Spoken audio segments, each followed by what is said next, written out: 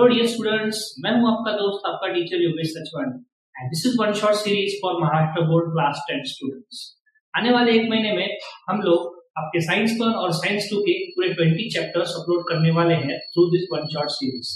And in this video we are going to start with the first chapter of science 1, that is gravitation. Let us begin with it. Chapter 1,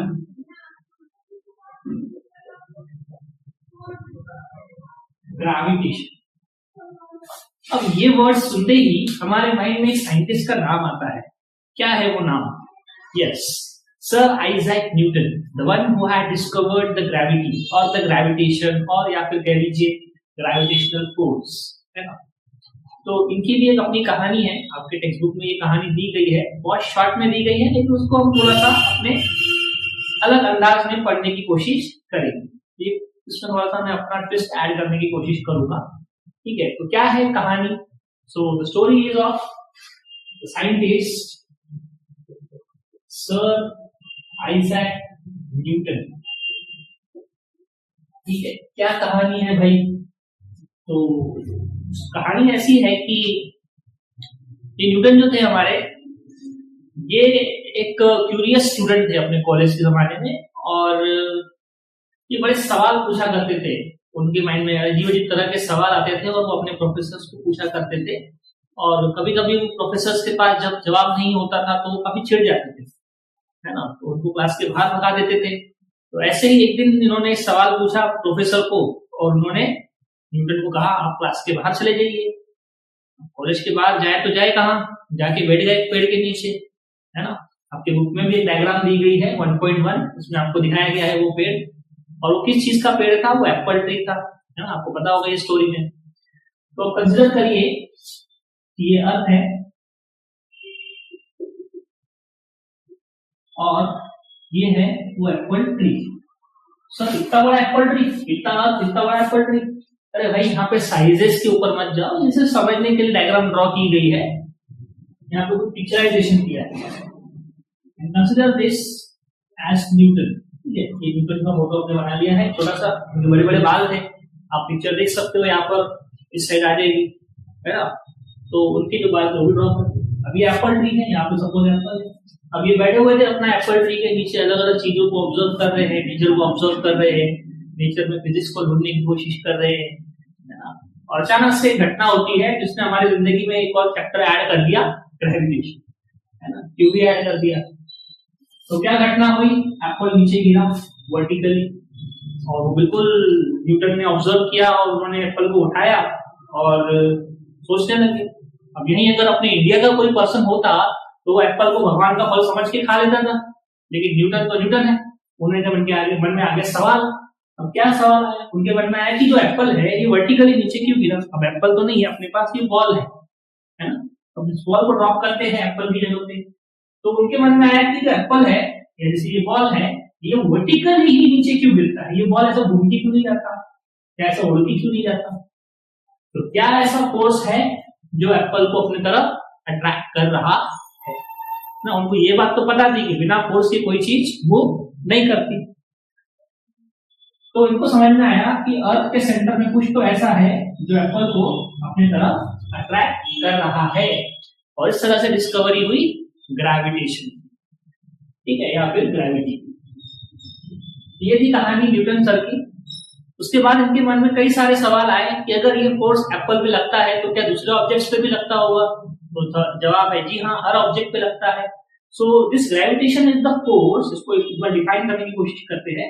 the gravitation is the force that holds every object on the surface of the अर्थ, है ना। तो हर object को पकड़ के रखा हुआ है। हम लोग भी नॉर्मली ऐसे चल पाते हैं, खड़े हो पाते हैं, तो क्योंकि ग्रेविटी है।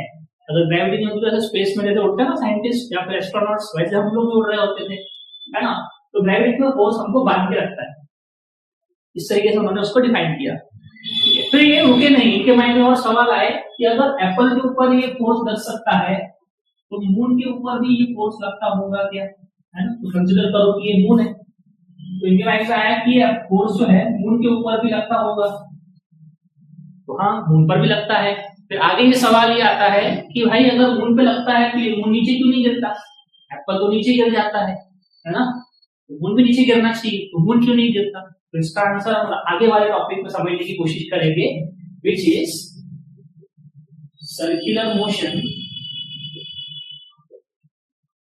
And centripetal force.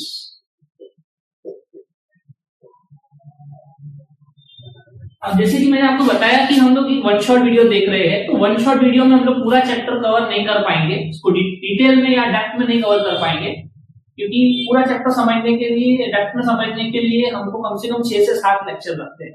ठीक है, तो इस वन शॉट वीडियो में हम लोग कोशिश करेंगे कि मेजॉरिटी टॉपिक्स जिस टॉपिक्स पे बोर्ड एग्जाम्स में क्वेश्चन आते रहे हैं या आने के चांसेस होते हैं, वो टॉपिक्स हम लोग प्रॉपर एक्सप्लेन करेंगे।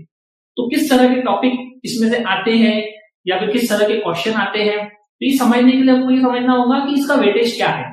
तो बोर्ड्स पॉइंट ऑफ व्यू के हिसाब से इस चैप्टर का जो वेटेज है वो है 3/5। 3/5 मतलब क्या? Maximum 5 minimum 3। मतलब ऑप्शन में होते हैं ना आपको any1 any2 इस तरीके से क्वेश्चन होते हैं, तो मैक्सिमम 5 मार्क के क्वेश्चन आते हैं, वो भी ज्यादातर 3+2 के फॉर्म में आएंगे।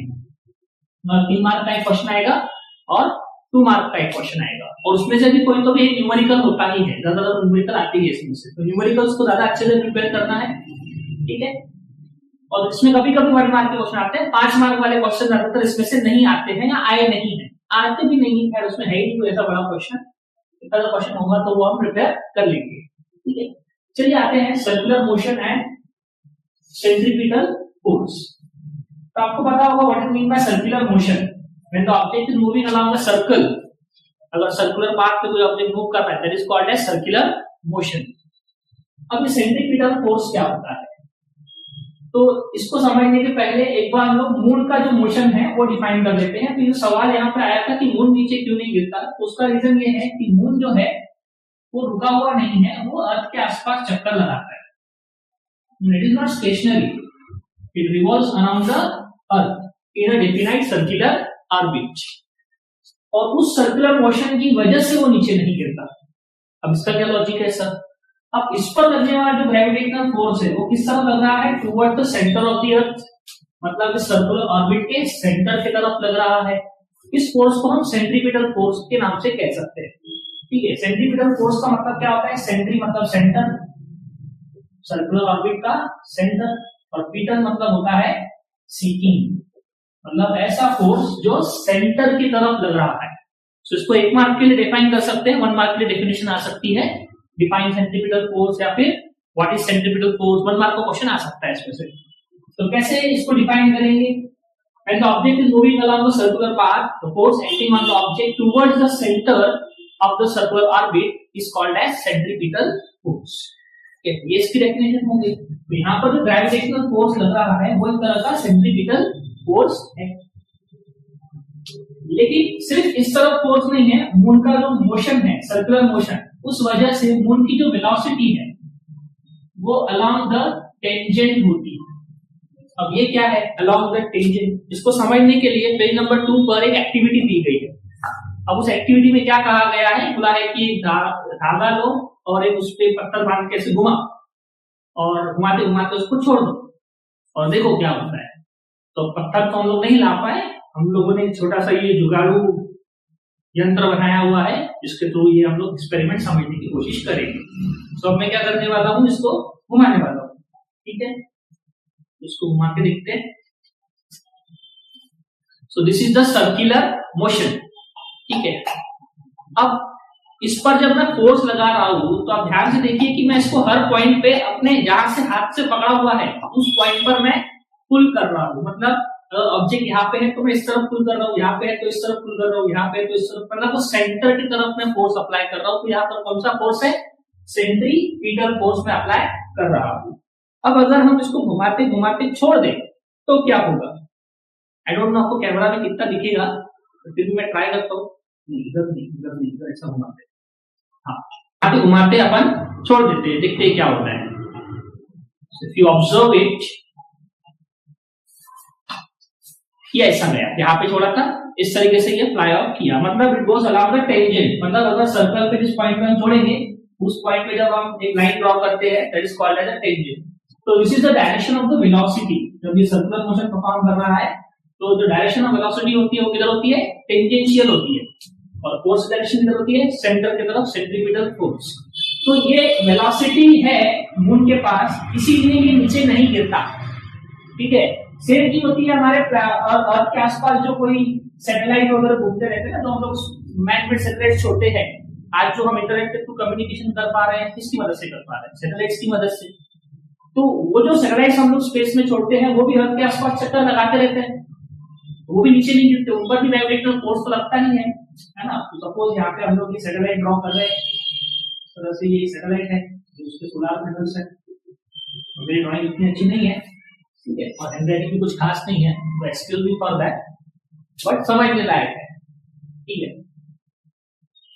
सो सेम वे जैसे मून घूमता है, सैटेलाइट भी घूमते रहता है एक सर्कुलर ऑर्बिट में, तो उस पर भी सेंट्रीपिटल फोर्स होता है, पर वो नीचे नहीं गिरता, क्योंकि इसकी जो वेलोसिटी होती है किधर होती है, अलोंग द टेंजेंट होती है। तो इस वेलोसिटी की वजह से कहीं ना कहीं ये फोर्स काउंटर बैलेंस हो जाता है।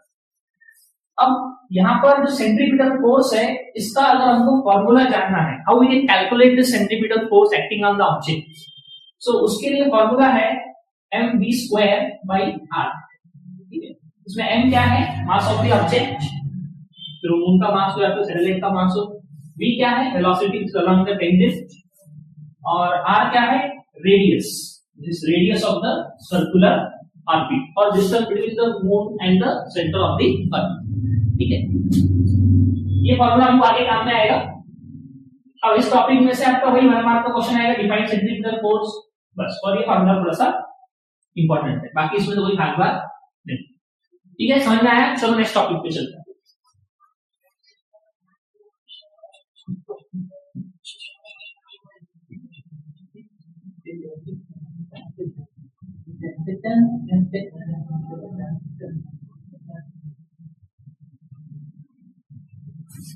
हाँ,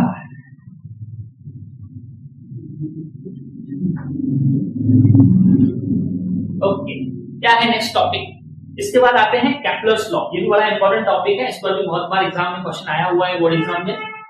चलिए स्टडी करते हैं केपलर्स लॉज। केपलर्स लॉज, अब ये क्या है, केपलर कौन है, केपलर के लॉ क्या है।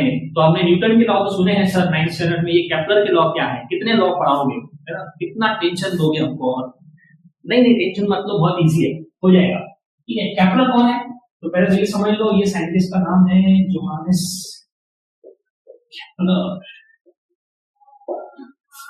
ठीक है। क्या किया इन्होंने और क्या है न्यूटन के लॉ, न्यूटन के तो लॉ अलग है, इनके क्या लॉ है। So he has given some laws related to planetary motion. Planets का जो motion होता है around the sun, उसके बारे में उन्होंने कुछ laws दिए हैं।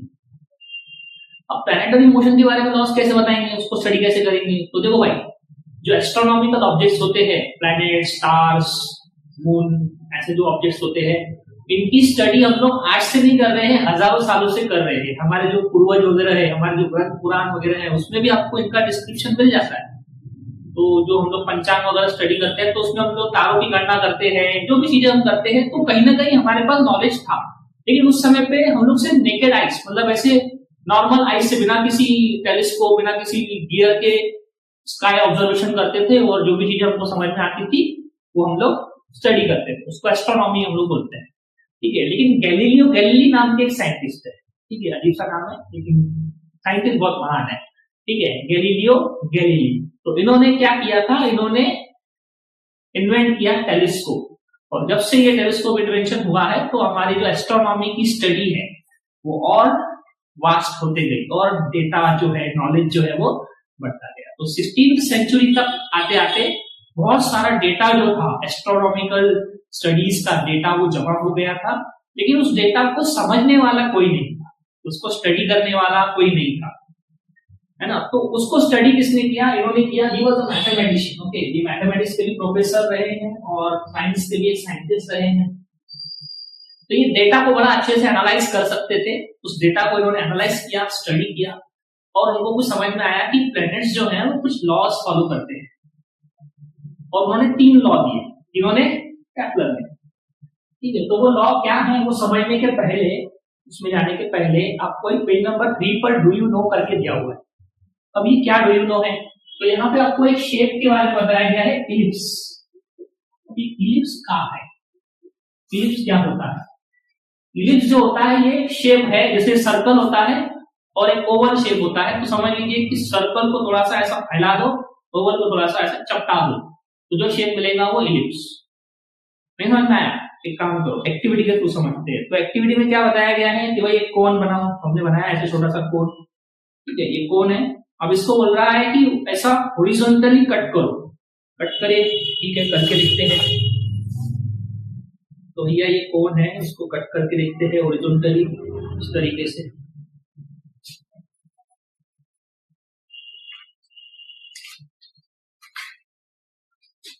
और कट करने के बाद यहाँ जो शेप मिलेगा ये शेप होता है इलिप्स।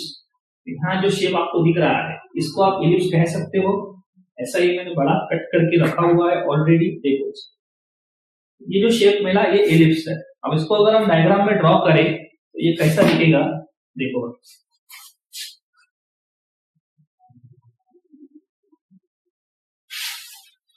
अच्छा बनाओ, अंदर अंदर बनाओ सर, अच्छा बनाओ पंछी बनो फिर मस्त गगन में टकन टकन गलत हो गया, यहाँ से लेके जाते। चलो ये है कुछ कुछ थोड़ा सा ओवल के जैसा, थोड़ा सा सर्कल के जैसा, उसके बीच का मिलता जुलता शेप है। अब जैसे आपको पता है ये बनाते हैं, सर्कल में होता है एक सेंटर जहां से उसका सर्कमफरेंस हम ड्रॉ करते हैं। तो यहाँ पर ऐसा कोई सेंटर नहीं होता। इलिप्स में क्या होता है, दो स्पेशल पॉइंट्स होते हैं, एक यहाँ पे है सपोज और एक यहाँ पे। इन पॉइंट्स को कहा जाता है फोकस, ठीक है, सिंगल को फोकस, दो को फोकाई, सिंगुलर प्लूरल। एक को बोलेंगे F1, एक को बोलेंगे F2, ठीक है। तो अगर इसके बारे में आपको और डिटेल में पढ़ना है तो आप पेज नंबर 3 पर डू यू नो पढ़ लो, आपको समझ में आएगा, ठीक है। ये सब अपने एग्जाम में नहीं आने वाली बातें हैं, तो उसको हटा देते हैं। अब आते हैं मेन टॉपिक पे, that is Kepler's law. 3 laws हैं, क्या लॉ है, तो भैया पहला लॉ देखो क्या है, केप्लर्स फर्स्ट लॉ, पहला लॉ, ठीक है। पहला लॉ क्या बोलता है, इसमें बोला गया है it revolves around the sun in an elliptical orbit with sun at one of the foci. क्या मतलब है इसका, इसका मतलब ये है कि जो प्लेनेट हुआ है हमारा अर्थ, सपोज ये है हमारा प्लेनेट हुआ अर्थ, ठीक है, ये घूम रहा है चक्कर, किसके आजू बाजू घूम रहा है, सन के आजू बाजू घूम रहा है ना।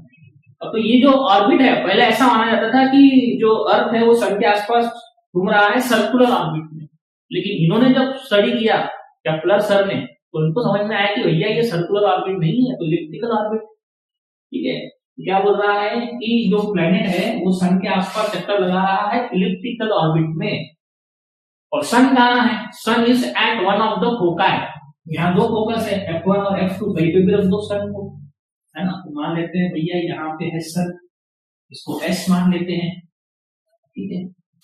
तो पहला लॉ क्या है, the planet revolves around the sun in an elliptical orbit with sun at one of the foci। Clear है, चलो बढ़िया। दूसरा लॉ समझो, Kepler's second law. Second law में क्या कहा है केप्लर ने, ठीक है, कहते हैं line joining the planet and the sun sweeps equal areas in equal interval of time. ये क्या है, क्या मतलब है इसका, आसान करते हैं, देखो कोई टेंशन वाली बात नहीं है, एक एक करके समझते हैं क्या होता है। बोलता है line joining the planet and the sun, मतलब सन और प्लैनेट को ज्वाइन करने वाली लाइन टेढ़ी हो गई, अरे यहाँ सीधे बनाना रे, ठीक है, कंसिडर कर लो थोड़ा सा, ठीक है। तो क्या बोला, line joining the planet and the sun, फिर क्या बोलता है स्वीप्स, स्वीप मतलब झाड़ू मारना। अब यहाँ पे काय का झाड़ू मार रहे हैं, देखो भाई इसको मान लो लाइन है, तो जैसे जैसे प्लैनेट आगे बढ़ेगा तो ऐसा घूमा, तो भाई प्लैनेट अभी यहाँ पे है, थोड़ी देर के बाद यहाँ पे आ जाएगा। तो मान लो भाई ये प्लैनेट इस ए पॉइंट पे है, अब अर्थ को एक चक्कर लगाने में कितना समय लगता, एक साल 365 दिन, है ना, 12 महीने। तो मान लो भाई हमने यहाँ पे देखा जनवरी महीने में यहाँ पे है, तो उसके 2 महीने के बाद मार्च महीने में यहाँ पे आ गया, है ना। तो यहाँ से यहाँ तक जाने में कितना टाइम लगा, 2 मंथ्स। तो जो लाइन है ये भी तो आगे बढ़ेगी ना, line joining the planet in the sun, तो ये लाइन चली गई यहाँ इस तरीके से। तो जब ये आगे बढ़ेगी तो लाइन क्या करेगी, स्वीप करेगी, इस मूवमेंट को क्या कहेंगे, स्वीप। तो line joining the planet in the sun sweep equal area with equal interval of time. अब ये क्या है, तो पहले समझो एरिया क्या। तो भाई जब जैसे ही ये यहाँ से यहाँ आया तो यहाँ पे एक एरिया बन गया, ठीक है। अब ये देखो कितना जीनियस आदमी है, इन्होंने इमेजिन किया कि भाई हम सन पे बैठ के अर्थ के मोशन को ऑब्जर्व कर रहे हैं हर पर्टिकुलर इंटरवल ऑफ टाइम में, और 2-2 महीने में ऑब्जर्व कर रहा है। भाई ए से बी जाने में 2 महीने लगे, फिर उसको छोड़ दिया, मतलब जनवरी से फरवरी मार्च, फिर 1 महीने के लिए छोड़ दिए इसको, है ना, अप्रैल या फिर मई 2 महीने के लिए छोड़ दिए। फिर देखा तो जून में सपोज प्लैनेट आ गया यहाँ पे सी पॉइंट पे, ठीक है। अब यहां से फिर 2 महीने के लिए ऑब्जर्व करो, तो ये आ जाएगा यहाँ डी पॉइंट पे, ठीक है। फिर से एक एरिया आया 2 महीने में। यहाँ ध्यान देने वाली बात यह है कि हर 2-2 महीने में अपन ऑब्जर्व कर रहे हैं, फिर छोड़ दिए। फिर अगले कुछ टाइम के बाद सपोज प्लैनेट यहाँ पे है ई पॉइंट पे, और 2 महीने के बाद देखा तो कहाँ है, इस पॉइंट पे एफ पॉइंट पे, फिर से एक एरिया बना। तो फिर क्या हुआ, ये law, the line joining the planet in the sun sweeps equal areas, मतलब ये जो 3 एरिया बने हैं यहाँ पे A S B C S D E S F, तीनों एरियाज क्या है, इक्वल है, क्योंकि ये कितने इंटरवल में बने हैं, इक्वल इंटरवल ऑफ टाइम में बने हैं, ठीक है। मतलब ये जो लाइन है ये इक्वल इंटरवल ऑफ टाइम में इक्वल एरियाज बनाती है, ठीक है। सिंपल है, सेकंड लॉ समझ में आ गया है, एकदम आसान कर दिए। चलो आगे बढ़ो, केपलर्स थर्ड लॉ क्या बोलता है, लॉ। चलो थर्ड लॉ जो है ये क्या बोलता है, the square of period of revolution is directly proportional to the cube of mean distance between the planet and the sun। ऊपर से गया है ना, अपन समझ एक एक करके समझते हैं, ठीक है। क्या बोलता है, square of period of revolution. Period of revolution मतलब क्या, मान लो भाई यहाँ से चालू किया प्लेनेट, घूम के वापस यहीं आया, तो एक चक्कर कंप्लीट किया, एक रिवॉल्यूशन कंप्लीट किया। तो एक रिवॉल्यूशन कंप्लीट करने के लिए जो टाइम लगता है प्लेनेट को, that is called as period of revolution, उसका स्क्वायर। तो पीरियड ऑफ रिवॉल्यूशन को किससे डिनोट करेंगे, इसको डिनोट करेंगे टी स्क्वायर, कैपिटल टी लेना है, ठीक है। तो T square, square of period of revolution is directly proportional, ये पता है proportionality sign, is directly proportional to cube of mean distance between the planet and the sun. ये क्या है, अब भाई ये सर्कल तो है नहीं कि एक रेडियस होगी, यहाँ पे सर्कल की एक फिक्स रेडियस होती है, लेकिन यहाँ तो फिक्स रेडियस नहीं है, ये डिस्टेंस अलग है, ये अलग है, ये अलग है, यहाँ अलग है, बार बार रेडियस चेंज हो रही है, तो रेडियस तो है ही नहीं यहाँ पे। तो क्या लिया गया, mean distance between the planet and the sun. तो ये ऐसे बहुत सारे डिस्टेंसेस मेजर करो, उनका मीन निकालो, उसको आर से डिनोट करेंगे, स्मॉल लेटर, ठीक है। क्या बोलता है, आर से डिनोट कर रहे हैं, square of period of revolution is directly proportional to cube of mean distance between the planet and the sun. ये थर्ड लॉ हो गया, ठीक है, बढ़िया, मजा आया, समझ में आया। तो भैया ये क्वेश्चन आएगा तुम्हारे एग्जाम में 3 मार्क के लिए, कैसे आएगा, describe Kepler's laws of motion with the help of suitable diagram, या फिर कभी कभी डायग्राम दी होती है, बोलता है ये डायग्राम क्या है, इसको पहचानो और इससे रिलेटेड जो टॉपिक है वो बताओ, 3 मार्क के लिए आएगा, क्या आना चाहिए भाई, ठीक है। अब इसको थोड़ा सा और आगे इलैबोरेट करते हैं, यहाँ पे इसमें से एक इक्वेशन बनाते हैं, क्या होती है इक्वेशन देखो भाई। तो अभी क्या करेंगे अपन, यहाँ से ये प्रोपोर्शनलिटी साइन हटाएंगे और इक्वल टू साइन लगाएंगे।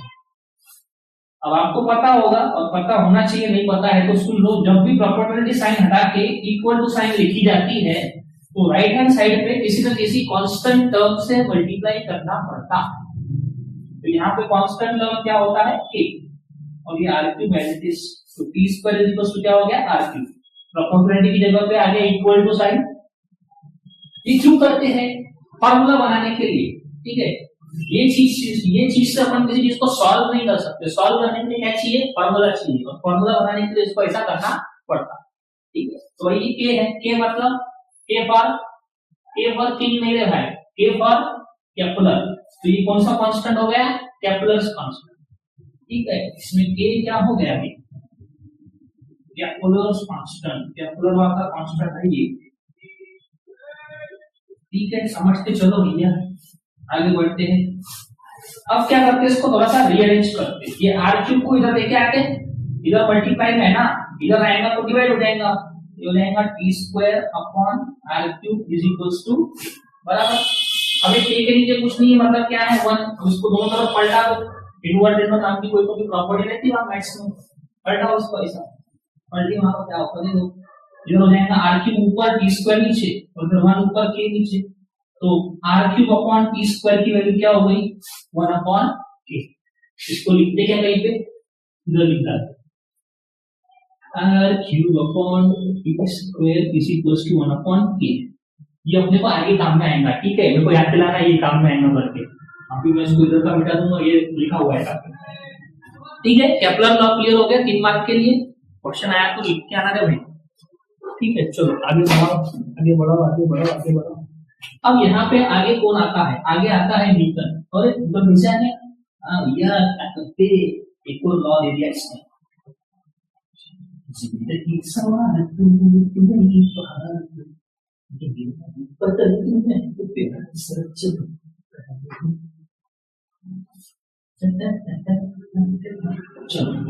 तो अगला टॉपिक आता है, क्या आता है? Newton's universal law of gravitation. क्या लगाया रे बार बार है ना। तो भाई ये न्यूटन ने एक और लॉ दे दिया। पहले 3 लॉ दिए थे 9th स्टैंडर्ड में, न्यूटन लॉस ऑफ मोशन। ठीक है, वो याद है? नहीं याद होगा तो 9th की किताबें ढूंढो, कहाँ पे पढ़ो, फिर से काम में आएगा। ठीक है, ये बातें भूलने वाली थोड़ी होती है, याद है। तो न्यूटन ने एक और लॉ दिया, इसको आप फोर्थ लॉ ऑफ न्यूटन भी बोल सकते हो, ग्रेविटेशन से रिलेटेड एक लॉ है। अब ये लॉ डिराइव करने के लिए इन्होंने कहीं ना कहीं केपलर्स के जो लॉ है उसको यूज किया। ठीक है, उनको यहां से आइडिया आया। तो जब न्यूटन ने ग्रेविटी को डिस्कवर किया, उसका मैथमेटिकल फॉर्मूला निकालना था कि how we can calculate the force applied by an object on other object. अब ऑब्जेक्ट मतलब प्लैनेट हो सकता है, स्टार हो सकता है, सन हो सकता है, मून हो सकता है, या कोई अर्थ पर रखे तो ऑब्जेक्ट हो सकते हैं।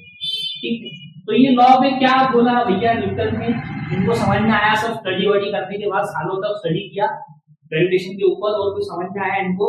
ये लॉ क्या लॉ है, क्या बोलता है? Every object in the universe attract every other object by a definite force. मतलब यूनिवर्स में रखी हर ऑब्जेक्ट एक दूसरे को क्या करता है? अट्रैक्ट करता है बाय अ पर्टिकुलर फोर्स। मतलब हर चीज के बीच में कुछ ना कुछ फोर्स है। तो कुछ बच्चे बोल रहे हैं सर क्या ये वही फोर्स है अट्रैक्शन वाला जो हमको कभी कभी अपोजिट जेंडर की तरफ होता है? नहीं, ये वो फोर्स नहीं। ठीक है, ये अलग है, ये फिजिक्स है। ठीक है, तो भाई क्या है ये, देखो समझो। मान लो 2 ऑब्जेक्ट्स है, स्फेरिकल ऑब्जेक्ट्स है ए, और है एक ऑब्जेक्ट बी। ठीक है, इसका मास हम मान ले रहे हैं m1, इसका मान रहे हैं m2, और इसके सेंटर ए के सेंटर और बी के सेंटर में जो दूरी है वो है d। ठीक है, यहाँ पे 2 ऑब्जेक्ट हैं जो पर्टिकुलर डिस्टेंस पे रखे हैं, उनका पर्टिकुलर मास है। अब न्यूटन क्या बोलते हैं कि भाई जो ए है ये बी की तरफ अट्रैक्ट हो रहा है बाय अ डेफिनाइट फोर्स, और उतने ही फोर्स से बी जो है वो भी ए की तरफ अट्रैक्ट हो रहा है। और ये फोर्स कोई और फोर्स नहीं है, ग्रेविटेशनल फोर्स ही है। ऐसा है कि ठीक है, so every object in the universe attract every other object by a definite force. यहाँ पे रुकेंगे, इसका मैथमेटिकल स्टेटमेंट निकाला। कैसे निकालेंगे मैथमेटिकल स्टेटमेंट? तो देखो भाई, पहले बोलते हैं this force is directly proportional to product of masses of the 2 objects. मतलब मास बढ़ाओगे फोर्स बढ़ेगा। जितना भारी ऑब्जेक्ट उतना ज्यादा फोर्स ऑफ अट्रैक्शन होगा। ठीक है, तो ये पहली इक्वेशन बन गई। दूसरी बात क्या बोलता है, force is inversely proportional to the square of distance between the two objects.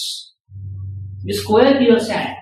पहली बात तो समझो, इनवर्स प्रोपोर्शन मतलब क्या होता है, मतलब अगर डिस्टेंस ज्यादा होगा या डिस्टेंस बढ़ाएंगे फोर्स कम होगा, या डिस्टेंस कम करेंगे तो फोर्स बढ़ेगा। ये लॉजिक कहां से आता है, मैग्नेट्स में से, है ना। दो मैग्नेट्स को दूर रखेंगे तो फोर्स वीक होगा और पास रखेंगे तो जल्दी चिपक जाते हैं, है कि नहीं। तो वैसा ही लॉजिक यहाँ पे है कि डिस्टेंस कम करेंगे तो फोर्स बढ़ेगा, डिस्टेंस बढ़ाएंगे तो फोर्स कम होगा। यहाँ पे अगर मैं बोलूं कि डिस्टेंस डबल हो जाए तो फोर्स कितना होगा, अब यहाँ पे स्क्वायर है तो डबल मतलब 2 टाइम्स, तो 2 का स्क्वायर कितना होगा 4, तो फोर्स कितना हो जाएगा 4 टाइम्स।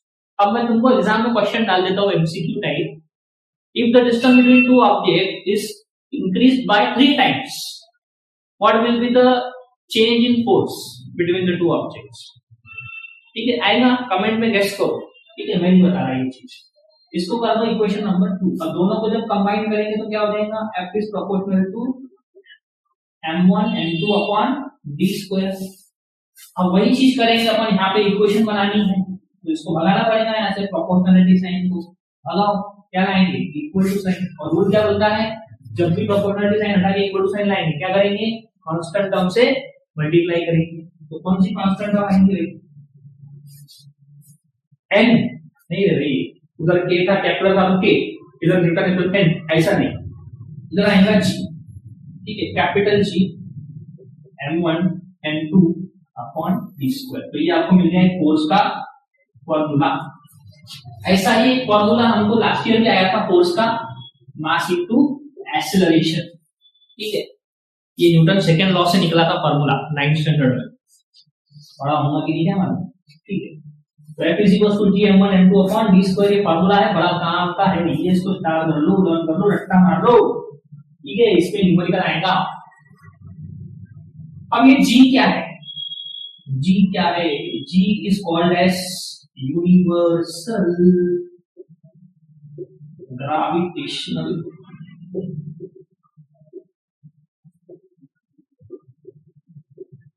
कांस्टेंट। ठीक है, क्यों यूनिवर्सल, अच्छा यहाँ पे भी एक वर्ड यूज किया गया यूनिवर्सल, यहाँ पे भी यूनिवर्सल यूज किया गया है। मतलब क्या है, यूनिवर्सल मतलब पूरे यूनिवर्स में अप्लाई होता है, मतलब ये अर्थ पे बैठ के पूरे यूनिवर्स की बात हो रही है। मतलब किसी भी गैलेक्सी में चले जाओ, किसी भी सोलर सिस्टम में चले जाओ, ये लॉ बिल्कुल सही है, applicable to all the objects in the universe, not only on the earth. और ये जो यूनिवर्सल कांस्टेंट की वैल्यू है ये भी पूरे यूनिवर्स में फिक्स है। कांस्टेंट मतलब क्या, जिसकी वैल्यू फिक्स होती है, उसकी वैल्यू भी पूरी तरीके से फिक्स है। कहीं पे भी चले जाओ, चाहे तुम मून पे जाओ, मार्स पे जाओ, अर्थ पे जाओ, ठीक है, कहीं भी जाओ। अभी पेपर देके जाना, अभी मार्च में फरवरी में आने पेपर, इस बार जल्दी आने, ठीक है, पेपर देके जाना छुट्टियों। तो भाई ये वैल्यू क्या रहेंगी, कांस्टेंट। तो सर ये वैल्यू क्या होती है, कितनी होती है, ये भी दिया हुआ है, किसने निकाली, सब देखिए बनाएंगे, वो सब समझ बोल रहा था। ठीक है, तो जो जी की वैल्यू होती है ये होती है 6.673 into 10⁻⁻11 newton metre square per kg square. ठीक है, ये पर केजी स्क्वायर को अपन newton metre square kg square inverse ऐसा भी लिख सकते। ऐसा या तो एक ही बात है, ठीक है, नहीं समझा, समझ में आया तो अच्छी बात है, समझ में आ। ठीक है, अब ये जो लॉ है ये कहां से आई, ये जो वैल्यू है किसने दिया भाई, कहां से आई ये वैल्यू। तो भैया इसको कैलकुलेट करने वाले जो पहले इंसान थे, जो पहले साइंटिस्ट थे, उनका नाम था हेनरी कैवेंडिश। अभी मुझे नाम है ये हेनरी कैवेंडिश, याद कर लो। किसने फर्स्ट टाइम एक्सपेरिमेंटली डिटरमाइन किया था value of universal gravitational constant, Henry Cavendish. MCQs में आ सकता है। ठीक है, ये वैल्यू भी लर्न करनी पड़ेगी, न्यूमेरिकल्स में काम आएंगी, ठीक सही है। कभी कभी एग्जांपल्स में दी होती है, कभी कभी नहीं भी दी होती है, तो अपने को पता होनी चाहिए। ठीक है, तो ये है Newton universal law of gravitation. इसके ऊपर जनरली न्यूमेरिकल ही आते हैं, इसको डिस्क्राइब करने के लिए आया तो नहीं है, लेकिन आया तो इसके ऊपर क्वेश्चन आया हुआ है, ये डायग्राम के ऊपर क्वेश्चन आया हुआ है। फॉर्मूला के बेसिस पे, ठीक है। डिस्टेंस अगर डबल हो जाएगा तो क्या होगा, या हाफ हो जाएगा तो क्या होगा, ऐसे क्वेश्चन आते हैं एमसीक्यूज वगैरह, ठीक है। समझ में आएगी। चलो आगे बढ़ते हैं। इससे रिलेटेड एक और बात बतानी है। क्या बात है, इतनी बातें बताते हो, अरे पढ़ते जाओ, बहुत है। अब देखो, अगर कोई ऑब्जेक्ट, दो ऑब्जेक्ट स्फेरिकल है या फिर सिमेट्रिकल ऑब्जेक्ट्स है, मतलब एक डेफिनेट शेप है, तो उनका एक प्रॉपर ज्योमेट्रिक सेंटर होगा। तो ये जो डी की वैल्यू लेंगे वो ज्योमेट्रिक सेंटर से लेंगे, मतलब इसका जो स्फीयर है, बॉल है, तो ऑब्वियस सी बात है उसका एक सेंटर होगा, तो उस सेंटर से दूसरे बॉल के सेंटर तक के लेंगे। लेकिन अगर दो ऑब्जेक्ट अनसिमेट्रिकल है, तो ये देखो, मान लो एक ऐसा ऑब्जेक्ट है, टेढ़ा मेढ़ा, टेढ़ा है पर मेरा है ऑब्जेक्ट किया, ठीक है, एक ऐसा ऑब्जेक्ट है, तो भाई इसका जो ज्योमेट्री सेंटर है वो तो बता नहीं सकते, कैसे बनाएंगे। तो ऐसे केस में कंसेप्ट है centre of mass. Centre of mass क्या होता है? सेंटर ऑफ मास मतलब किसी ऑब्जेक्ट के अंदर या ऑब्जेक्ट के बाहर एक ऐसा पॉइंट होता है जहां पर उसका पूरा का पूरा मास जो है वो कंसंट्रेट होता है या फोकस होता है। कैसे क्या, चलो तुमको एक्सपेरिमेंट एग्जांपल के थ्रू समझाना पड़ता है, सीधे समझना पड़ता है, ठीक है। तो जैसे मान लो ये पेन, इसका कोई ऐसा पॉइंट है जहां पे इसको बैलेंस किया जा सकता है क्या, ठीक है। तो देखो भाई कैसे कर सकते हैं, हो सकता है कि एग्जैक्ट सेंटर में हो या आजू बाजू में कहीं पे होगा, तो अपन एक एग्जैक्ट सेंटर पे इसको ऐसा बैलेंस करने की कोशिश करते, देखिए एक तरफ गिर गया क्योंकि एक तरफ धक्का है तो उस तरफ वजन ज्यादा हो गया ना भाई, तो एक काम करते हैं थोड़ा सा इधर आते, तो भाई होगी। हाँ देखो भाई, अब नहीं गिरता, ये कितना भी मूवमेंट कर लो नहीं गिरेगा, मतलब इस पॉइंट पे ये पूरे ऑब्जेक्ट का मास क्या हो गया, बैलेंस हो गया, तो इस पॉइंट को बोलेंगे सेंटर ऑफ मास। तो हर ऑब्जेक्ट का क्या होता है, कोई ना कोई सेंटर ऑफ मास होता है, ये एग्जैक्ट सेंटर पे नहीं है, थोड़ा सा इधर है क्योंकि इधर मास ज्यादा है ना धक्का की वजह से, तो ये हो गया इसका सेंटर ऑफ मास। ऐसा खेल सकते हैं अपन, इधर भी घूम सकते हैं, ठीक है। ट्राई करो भाई अपने दोस्तों को, ऐसे दिखाओ, मजे करो भैया, चलो बस टाइम पास मत करो, चलो। तो सपोज इस ऑब्जेक्ट का सेंटर ऑफ मास यहाँ पे है और इस ऑब्जेक्ट का सेंटर ऑफ मास यहाँ पे है, तो इन दो पॉइंट्स को जो ज्वाइन करने का जो डिस्टेंस आएगा वो आपको वैल्यू देनी है डी की, ठीक है। तो ऐसा भी बताया है न्यूटन ने अपने को, सेंटर ऑफ मास। इससे कोई क्वेश्चन आया नहीं है, बट बोर्ड वालों का कोई भरोसा नहीं रहता। मैं बोलूं नहीं आएगा, मेरा वीडियो देख के बोर्ड वाले ने डाल दिया तो सब पढ़ के जाओ। ऐसा है कि जिंदगी का कोई भरोसा नहीं, वैसे ही बोर्ड वालों का भी कोई भरोसा नहीं, कभी कुछ कर देंगे कुछ बोल नहीं। अब यहाँ एक और सवाल आता है कि न्यूटन बोला भाई F is inversely proportional to square of distance। भाई डिस्टेंस तो समझ में आता है कि डिस्टेंस बढ़ाएंगे तो फोर्स कम होगा, क्योंकि मैग्नेटिक से हम उसको एनालॉजिकली लॉजिक लगा सकते हैं, लेकिन स्क्वायर कैसे क्या, तो ये स्क्वायर जो लॉजिक है इसको डिराइव करने के लिए न्यूटन को केप्लर्स के जो लॉ है, उसका जो थर्ड लॉ है उसने हेल्प किया।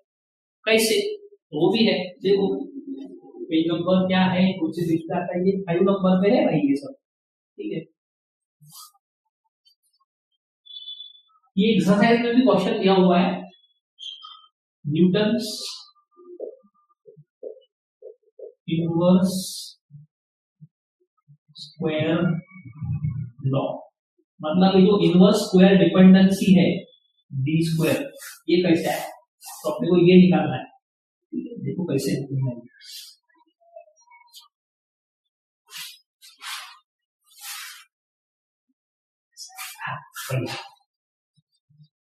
तो अपन न्यूटन क्या कर रहे हैं, न्यूटन ने कंसिडर किया है कि जो ऑब्जेक्ट है या जो प्लैनेट है, यहाँ पे प्लैनेट से रिलेट कर रहे हैं, वैसे हर ऑब्जेक्ट पे अप्लाई होगा, लेकिन प्लैनेट से कनेक्ट करके डिराइव किया। इन्होंने क्या कंसिडर किया कि भाई इलिप्टिकल ऑर्बिट ना हो, कि कौन सा ऑर्बिट है, सर्कुलर ऑर्बिट है, समझने के लिए आसान बनाने के लिए। तो ये सन है, ये प्लैनेट है और ये ऐसा चक्कर लगाना है, तो इसकी जो वेलोसिटी होगी वो इधर होगी v, और जो फोर्स होगा सेंट्रीपिटल फोर्स वो सेंटर की तरफ लगेगा, और ये जो ऑब्जेक्ट है या जो प्लैनेट है इसका मास हम लोग m ले लेते हैं, ठीक है, स्मॉल लेटर m, तो भाई अब चलो इसको डिराइव करते हैं, कैसे करेंगे। तो सबसे पहले इसकी वेलोसिटी का फॉर्मूला निकालो। वेलोसिटी या फिर स्पीड, यहाँ पे हम लोग एक ही कांस्टेंट मानने वाले हैं, हालांकि दोनों डिफरेंट कांस्टेंट होता है, बट फिर भी यहाँ एक ही कंसिडर किया गया है। So velocity is equals to क्या हो जाएगा, फॉर्मूला डिस्टेंस अपॉन टाइम। ठीक है, ये फॉर्मूला तुमने 9th में पढ़ा होगा, ऐसा मैं मान रहा हूं। नहीं पढ़ा होगा तो देखो भाई, वेलोसिटी इज इक्वल्स टू क्या रहता है, डिस्टेंस अपॉन टाइम। अब हम मान रहे हैं कि अगर ये ऑब्जेक्ट एक चक्कर पूरा कंप्लीट कर रहा है, एक रिवॉल्यूशन कंप्लीट कर रहा है, तो कितना डिस्टेंस कवर करेगा, यहां से लेके यहां तक क्या है, सर्कल का सर्कमफरेंस। तो डिस्टेंस की वैल्यू सर्कमफरेंस के बराबर हो गई, और सर्कमफरेंस का फार्मूला क्या रहता, 2 पाई आर। तो ये हो जाएगा v is equals to 2 pi r upon, अब यहाँ पे एक चक्कर अगर लगा रहा है तो उसको टाइम को क्या बोलेंगे, एक चक्कर लगाने के लिए जो टाइम लेता है उसको क्या बोलते हैं, टाइम पीरियड या period of revolution. It is denoted by capital letter T. इसको कर दो इक्वेशन नंबर 1। फिर मैंने तुमको बताया था कि जो सेंट्रीपिटल फोर्स होता है, इसका फॉर्मूला इधर था, जो देखो लिखा हुआ है, आ गया, इधर नहीं लिखा था, ये दूसरा है, ये भी आएगा इसमें काम में। ठीक है, तो सेंट्रीपिटल फोर्स का जो फॉर्मूला है वो क्या था, F is equals to mv square by r। इसको कर दो इक्वेशन नंबर 2। अब क्या करें, अब जो v की वैल्यू है इक्वेशन 1 में, इसको उठा के इक्वेशन 2 में पुट करो। ठीक है, तो क्या हो जाएगा, F is equals to m upon r, average रखो इसको अलग। अब v की जगह पे 2 पाई, अब इसके स्क्वायर है तो क्या करेंगे, ब्रैकेट में लिखेंगे 2 पाई r अपॉन t का होल स्क्वायर। अब इसको सॉल्व करो, ब्रैकेट सॉल्व करो, f इज इक्वल्स टू हो जाएगा m अपॉन r, 2 का स्क्वायर कितना हो रहा है भाई 4, पाई का स्क्वायर पाई स्क्वायर, r का स्क्वायर r स्क्वायर, t का स्क्वायर t स्क्वायर। क्या बात है, ठीक है। अब देखो इधर एक r है डिनोमिनेटर में, ऊपर 2 r है, r स्क्वायर मतलब r इंटू r, तो एक r काट दो। ठीक है, क्या बचेगा, इसको रीअरेंज कर लेता हूं थोड़ा सा, तो क्या बचेगा अपने पास, f इज इक्वल टू ये 4 को सामने ले लेते अपन, 4m pi square, 4m pi square, r बचा r अपॉन t स्क्वायर। ठीक है, ये हो गया, इसको खुला लगाते ऐसे। हाँ, अब क्या करने का है, इसको इस इक्वेशन को multiply and divide by r square. ठीक है, आर स्क्वायर से मल्टीप्लाई करना है, आर स्क्वायर से डिवाइड करना है। देखो क्या है, is equals to 4m pi square upon t square, ये r भी है, multiply by r square divide by r square. ठीक है, एक ही बात है, आर स्क्वायर कट हो जाएगा, वापस से वही इक्वेशन मिलेगी, कट कर दो। तो लगाया काय को, मतलब होगा ना कुछ। देखो अभी क्या करता हूं, f इज इक्वल टू, देखो ये r इंटू आर स्क्वायर क्या हो जाएगा, आर क्यूब को इधर लिख देंगे, और ये एक और ट्विस्ट मैं कर रहा हूं, यहाँ पे आर स्क्वायर को इधर लिखता, टी स्क्वायर को इधर लिखता, दोनों न्यूमरेटर में है ना, नहीं डिनोमिनेटर में है ना, एक ही बात है। तो क्या हो जाएगा, ये देखो 4m पाई स्क्वायर अपॉन ये आर स्क्वायर को इधर लिखो, मल्टीप्लाइड बाय इधर क्या हो जाएगा, r इंटू आर स्क्वायर क्या हो जाएगा, आर क्यूब, और ये टी स्क्वायर। ये कहीं देखा देखा लग रहा है क्या, इधर है, हाँ ये इधर मैंने बोला था तुमको ये काम में आएगा। देखो r cube upon T square is equal to 1 upon k, भाई अपन यहाँ पे 1 अपॉन के पुट कर सकते हैं केपलर लॉ के हिसाब से, केपलर के थर्ड लॉ के हिसाब से डालो, f इज इक्वल टू क्या आएगा, अरे 4m pi square upon r square into, इसकी वैल्यू क्या है 1 अपॉन k, ये हो गया 1 अपॉन k। बढ़िया, अब थोड़ा और रीअरेंज करो, कहां जाके रुकेगा ये, मत लो, देखो देखते रहो, ये देखो ये k को इधर लेके आएंगे r स्क्वायर की जगह पे, और r स्क्वायर को उधर खिसका देंगे, ये हो जाएगा f is equal to 4m pi square upon k into 1 upon r square. ठीक है, अब इसमें क्या खास बात है, अब तुम अगर ध्यान से देखो कि भाई ये जो r है इसकी रेडियस वो d के बराबर नहीं है क्या, distance between this two objects, अगर प्लेनेट और सन भी है तो भी वो तो डिस्टेंस ही है ना, डी है, तो आर की जगह पे डी लिख सकते, क्या लिख सकते, तो लिखो फिर हो जाएगा F is equals to 4m pi square upon k into 1 upon d square, ठीक है। अब अगर तुम इसको ध्यान से देखो तो ये पूरा कांस्टेंट टर्म है, देखो 4 तो फिक्स वैल्यू है, m माने mass of the object constant है, पाई की वैल्यू भी फिक्स है, k कैपिटल कांस्टेंट वो भी कांस्टेंट है, तो ये पूरा टर्म क्या हो गया, कांस्टेंट टर्म हो गया। तो फिर क्या करना, इसको हटाओ यहां से और हटा के इक्वल टू हटा के प्रोपोर्शनलिटी साइन लाओ।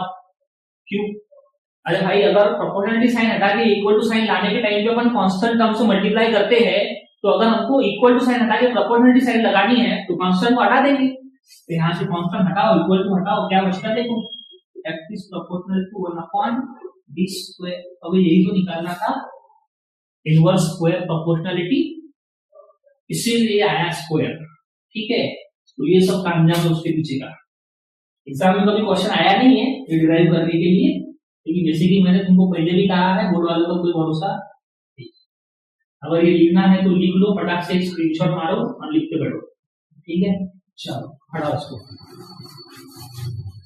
चलो तेरा काम हो गया है यहाँ से। इसका अभी भी एक काम है, f इज इक्वल टू में इसको रखो यहाँ। चलो बढ़िया, समझ में आया, मजा आया, जल्दी जल्दी।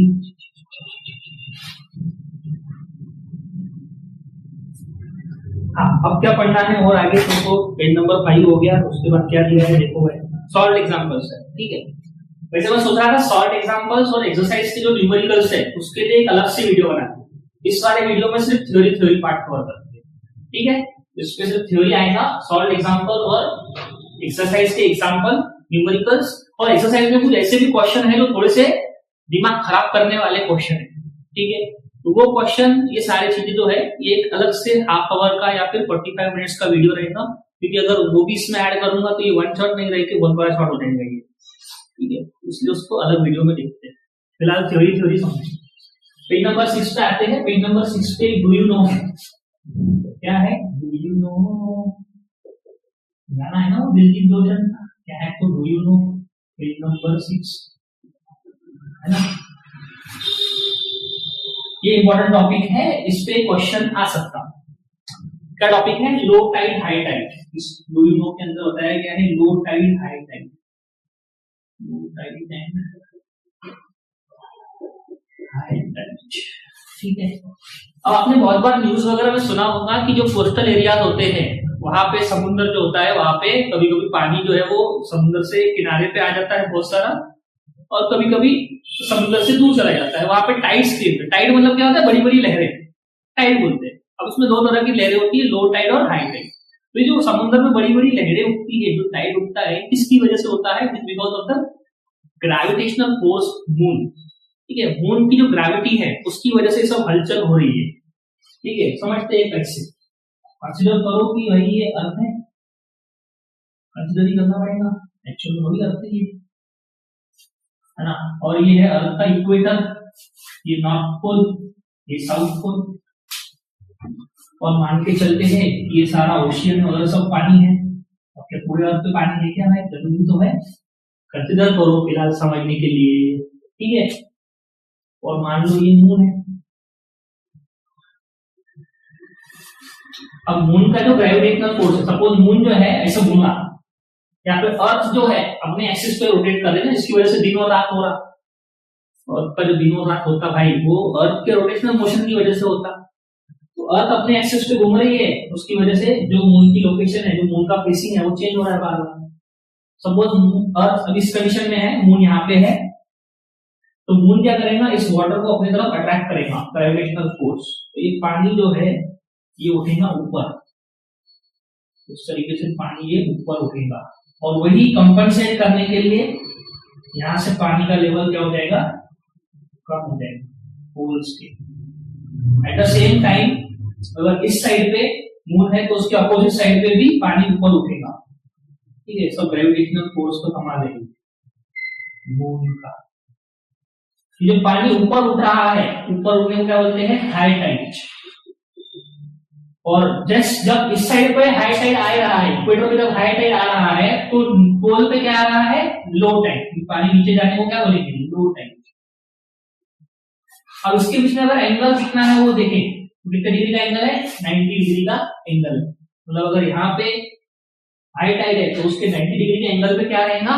Low tide. ये साइमल्टेनियसली होता है दिन में 2 बार, एक ही जगह पे 2 बार आता है लो टाइड और हाई टाइड। ठीक है, तो ये है कंसेप्ट आपका लो टाइड और हाई टाइड का। इसमें 2 मार्क का क्वेश्चन आ सकता। Write short note on low tide and high tide. तो आप ऐसे एक्सप्लेन कर देना, डायग्राम बनाओगे तो और अच्छा इंप्रेशन पड़ेगा। ठीक है, चलो आगे बढ़ो, आगे बढ़ो।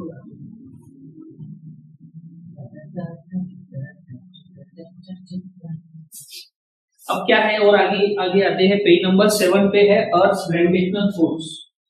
अब ये क्या है? टॉपिक का नाम है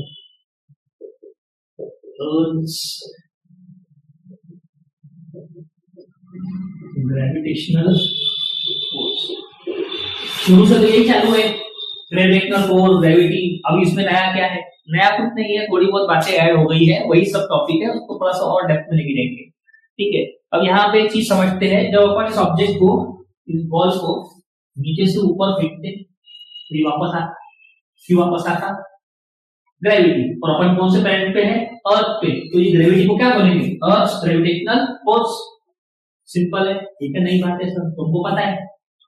ठीक है, तुमको ये बात पता है, लेकिन ये नहीं पता कि भाई इसमें 2 तरह के मोशन हो रहे हैं, एक वर्टिकली अपवर्ड मोशन, एक vertically downward motion. Vertically upward, vertically downward. तो वर्टिकली अपवर्ड और वर्टिकली डाउनवर्ड में क्या फर्क है? तो यहाँ इस टॉपिक में थोड़ा सा बताया गया है कि जब ऑब्जेक्ट वर्टिकली अपवर्ड होता है तो हम एक पर्टिकुलर वेलोसिटी से उसको थ्रो करते हैं, और एक हाइट पे जाके वेलोसिटी क्या हो जाती है? 0। तो वहां पे फाइनल वेलोसिटी 0 हो जाती है। ठीक है, तो यहाँ पे आपको कुछ चीजें इंपॉर्टेंट है। और vertically upward motion and for vertically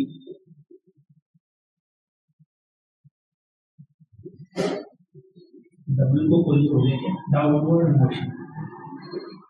देखो भाई एक बात समझो, मेरी हैंडराइटिंग पे मेरे को जज नहीं करना, कंसेप्ट भी तुम्हारे कंसेप्ट की हैंडराइटिंग थोड़ी खराब है, इसकी भी अपनी कहानी है।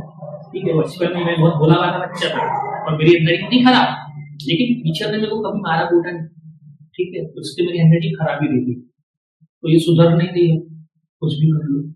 ठीक है, तो वर्टिकली कुछ हो नहीं सकता इसका, फिर पढ़ने लायक है।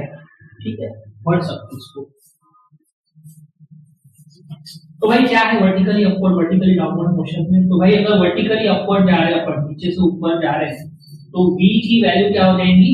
0 हो जाएगी। और एक्सेलरेशन जो रहेगा उसको हम लोग लेंगे नेगेटिव। ग्रेविटी के अगेंस्ट जा रहे हैं तो उसको नेगेटिव लेंगे। एक्चुअली इसको a = -g लिखा जाएगा। ठीक है, ये कुछ बातें हैं। एंड जिस हाइट पे वो जाएगा जमीन से, वही उसका डिस्प्लेसमेंट है स्टार्टिंग से एंडिंग पॉइंट तक। तो s = h हो जाएगा। s मतलब डिस्प्लेसमेंट होता है, न्यूटन्स इक्वेशन ऑफ मोशन आपने पढ़े होंगे, आगे आएगा और डिटेल। ठीक है, अब दूसरा है भाई वर्टिकली डाउनवर्ड मोशन, जब ऊपर से नीचे आ रहा है तो भाई इनिशियल वेलोसिटी 0 रहेगी, है ना। जैसे मान लो भाई ये बॉल को यहाँ से ड्रॉप कर रहे, ऐसा आसान अच्छा दिखूंगा, हाँ ऐसा ड्रॉप कर रहे तो इनिशियल वेलोसिटी क्या थी? 0, और धीरे धीरे वेलोसिटी क्या हो जाती? बढ़ती जाती है। इसके बारे में और डिटेल में बात करेंगे। u is 0 and a = g। g क्या है इसके बारे में भी आगे बात करेंगे। और जो डिस्प्लेसमेंट होता है वो हाइट के बराबर होगा। अब ये सब क्यों बता रहा हूं मैं? ये सब न्यूमेरिकल में काम आएगा। ठीक है, बेसिक बेसिक बातें, इसके ऊपर अलग से कोई टॉपिक नहीं है, ये न्यूमेरिकल में काम आने वाला आइटम। चलो इतना समझ लो इसको। ठीक है, मिला लो इसको।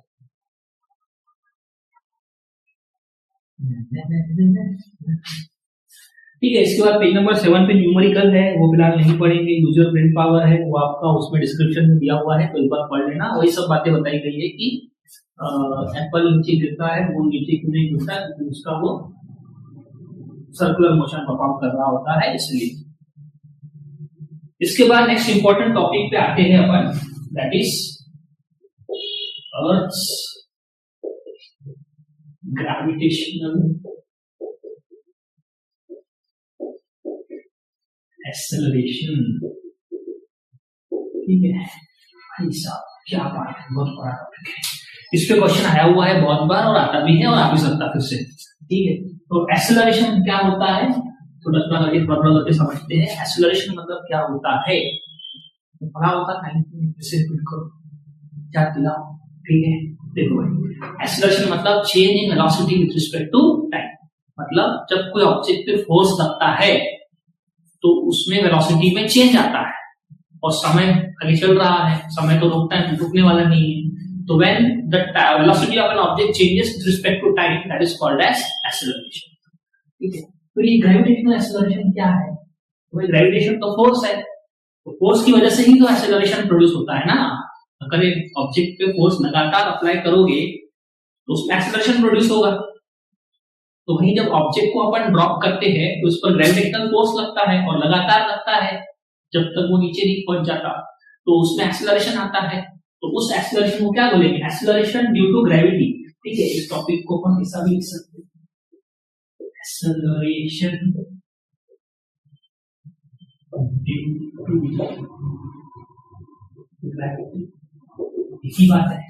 ठीक है, अर्थ का जो ग्रेविटेशनल फोर्स है उसकी वजह से जब ऑब्जेक्ट में एक्सेलरेशन आता है during its vertically downward motion या upward motion, that is called as Earth's gravitational acceleration, and it is denoted by small letter g. ठीक है, इससे रिलेट करने का स्मॉल लेटर g, g माने ग्रेविटेशनल एक्सेलरेशन। हो गया क्या टॉपिक खत्म? नहीं, अभी तो शुरू हुआ है। ठीक है, बड़ा टॉपिक है। तो इसमें हमको क्या पता करना है कि जो g की वैल्यू है एक्सेलरेशन ड्यू टू ग्रेविटी की, ये अलग अलग प्लैनेट पे अलग अलग होती है। अर्थ पे कितनी होती है उसको कैलकुलेट कैसे करेंगे, उसका फॉर्मूला क्या है, इसकी प्रॉपर्टीज क्या है। ठीक है, जो acceleration due to gravity, obviously बात है, अगर एक्सेलरेशन है तो ये स्केलर क्वांटिटी है कि वेक्टर क्वांटिटी है, वेक्टर क्वांटिटी है। ठीक है, ये कुछ बातें हैं, और यूनिट क्या होगा इसका, मीटर पर सेकंड स्क्वायर। नॉर्मली जो एक्सेलरेशन का यूनिट होता है वही यूनिट यहाँ पे यूज करा जाएगा। ठीक है, ये कुछ बातें हैं पता होनी चाहिए। उसके अलावा इसकी value, how to derive the value, how to find the value, उसके लिए फार्मूला डिराइव करना पड़ेगा। ठीक है, अब देखो फार्मूला कैसे डिराइव करें। अभी जी का देखो, पहले सबसे पहले तो अपने पास एक फार्मूला है, force is equal to mass into acceleration. ठीक है, कहां से आया, Newton's second law of motion. अब यहाँ पे नॉर्मल एक्सेलरेशन तो नहीं है, कौन सा एक्सेलरेशन है, ग्रेविटेशनल एक्सेलरेशन। तो एक ही जगह पे क्या लिखेंगे, जी। तो F is equal to m into g. इसमें m क्या है, मास ऑफ ऑब्जेक्ट। ठीक है, कहां से ये ऑब्जेक्ट आया, क्या है ये, इधर बनाते हैं। देखो, मान लो ये अर्थ है और ये ऑब्जेक्ट है अर्थ के ऊपर रखा हुआ जिसका मास है m, और अर्थ का मास हम लोग देते हैं कैपिटल M। ठीक है, जब भी अर्थ का मास लेंगे या किसी बड़े प्लेनेट का मास लेंगे तो उस पर क्या लेंगे, कैपिटल M, जो है ना स्मॉल m कैपिटल M। और ये है इसकी रेडियस अर्थ की। तो ये हो गया distance between r is equals to d, distance between object and the center of the earth। ये कुछ बातें, और इसको कर देते हैं इक्वेशन नंबर 1। ये तो आया Newton's second law of motion से। अब जो Newton's universal law of gravitation पढ़ाए थे उसमें भी एक फॉर्मूला था, F is equals to g m1 m2 upon d square। तो इसको भी चेंज करो, F is equals to g m1 मतलब मास ऑफ अर्थ, यहाँ कैपिटल M आएगा, m2 मतलब मास ऑफ ऑब्जेक्ट, तो यहाँ स्मॉल m आएगा, अपॉन d स्क्वायर मतलब रेडियस, तो यहाँ r स्क्वायर हो जाएगा। ठीक है, इसको कर दो इक्वेशन नंबर 2। अब अगर ध्यान से देखें तो ये वाला फोर्स और ये वाला फोर्स एक ही है ना भाई, फोर्स ड्यू टू ग्रेविटी, तो इसको इक्वल कर दो। तो equation 1 is equal to equation 2। तो LHS LHS सेम है तो RHS RHS भी सेम। तो ये हो जाएगा mg is equals to capital G capital M small m upon r square. अब इसमें अगर तुम ध्यान से देखो तो ये स्मॉल m इधर भी स्मॉल m दोनों न्यूमरेटर में है, दोनों तरफ इक्वल टू के, तो ये कैंसिल हो जाएगा। तो क्या बचेगा G is equals to capital G capital M upon r square.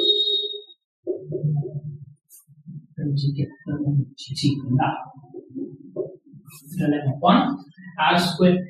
तो ये हो गया हमारा फॉर्मूला किसके लिए, एक्सेलरेशन ड्यू टू ग्रेविटी के लिए। अब इसको अगर अर्थ के लिए कैलकुलेट करना है, ये जनरल फॉर्मूला हो गया, ठीक है, किसी भी प्लैनेट पे चले जाओ। तो अगर आप यहां से ध्यान से देखोगे इस फॉर्मूले को, तो इसमें क्या है, capital G that is universal gravitational constant जिसकी वैल्यू 20 है।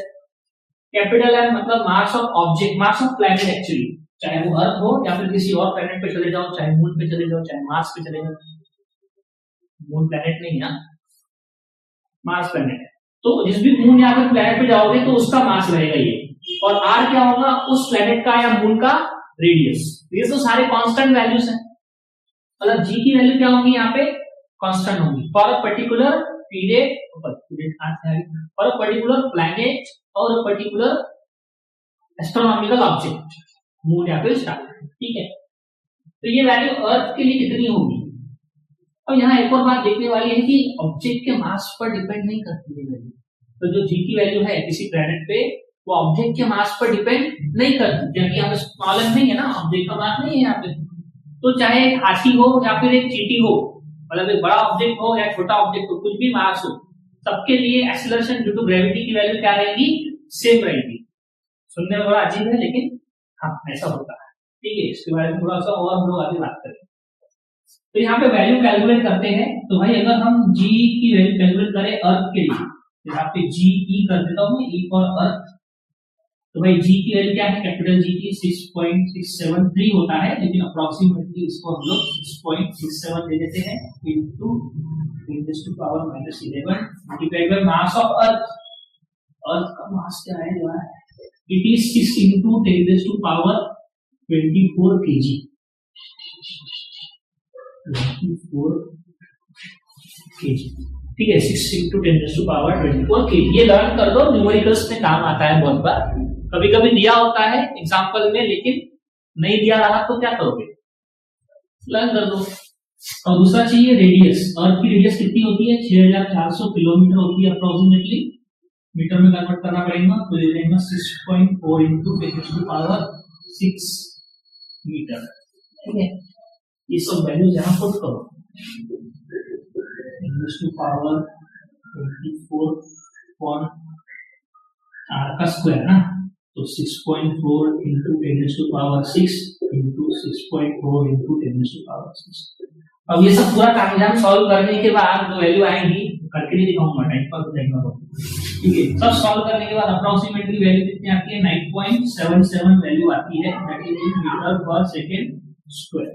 ये अर्थ के लिए वैल्यू है, इसको अप्रोक्सीमेटली अपन 9.8 मीटर पर सेकंड स्क्वायर कंसीडर करते हैं। और अगर अप्रोक्सीमेटली करना है तो 10 कंसीडर करना, लेकिन 10th स्टैंडर्ड में है अपन, तो अपने को 9.8 ही लेना चाहिए, ठीक है। न्यूमेरिकल वगैरह। तो ये हो गई अर्थ के लिए g की वैल्यू। Acceleration due to gravity on earth कितना होता है, 9.8 मीटर पर सेकेंड स्क्वायर। तो क्या मून पे अलग होता है, बिल्कुल, क्योंकि भाई मून का जो मास है वो अलग है, उसकी रेडियस अलग है। तो अगर ऑब्जेक्ट को मून पे रखेंगे तो वहां पे लगने वाला जो एक्सेलरेशन ड्यू टू ग्रेविटी है वो अलग रहेगा, है ना। तो कितना रहेगा, तो अगर हम कैलकुलेट करने बैठे तो आप एक आइडिया लगा सकते हो कि मून पर जो एक्सेलरेशन ड्यू टू ग्रेविटी की वैल्यू होती है वो अर्थ से 6 टाइम्स कम होती है, 6 गुना कम होती है। तो ये जो वैल्यू है इसको 6 से डिवाइड कर लो, ठीक है। यहाँ पे मैं आपको एक बात बहुत बढ़िया बता रहा हूँ, इंपॉर्टेंट बात है कि देखो इधर लिखता हूँ, acceleration due to gravity on moon is equals to 1/6 times acceleration due to gravity on earth. मतलब 9.8 डिवाइडेड बाय 6 कितना होगा, 1.6 अप्रोक्सीमेटली अगेन मीटर पर second. So acceleration due to gravity on moon कितना हो जाएगा, 1.63 मीटर पर सेकेंड स्क्वायर। इस पर एमसीक्यू टाइप क्वेश्चन आ सकता है। ठीक है, तो ये डेरिवेशन अगर आपको लिखना है तो स्क्रीनशॉट ले लो, मैं साइड हो जाता हूँ। ठीक है, चलो ये लिए और बढ़िया आगे बढ़ते हैं। इसके बाद एक्सेलरेशन ड्यू टू ग्रेविटी से ही रिलेटेड एक और चीज है, that is variation in value of जी।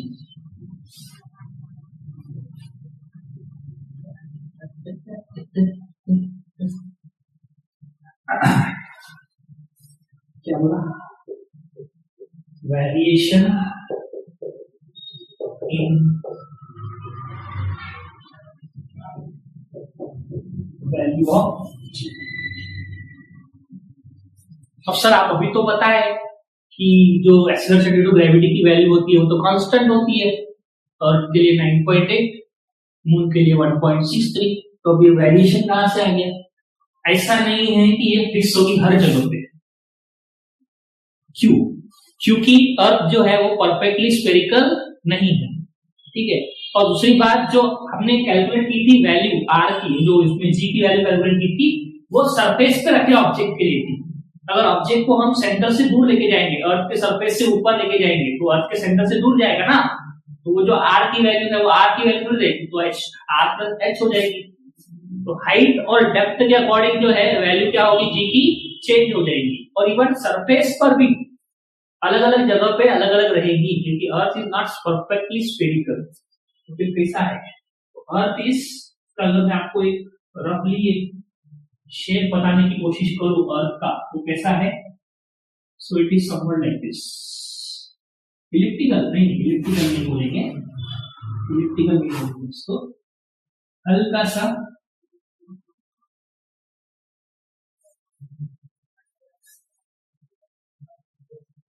ये इक्वेटर है, ये पोल है ना। तो ये कैसा है, इक्वेटर से थोड़ा सा ऐसा बल्जिंग है और पोल पे ऐसा हल्का सा फ्लैट है।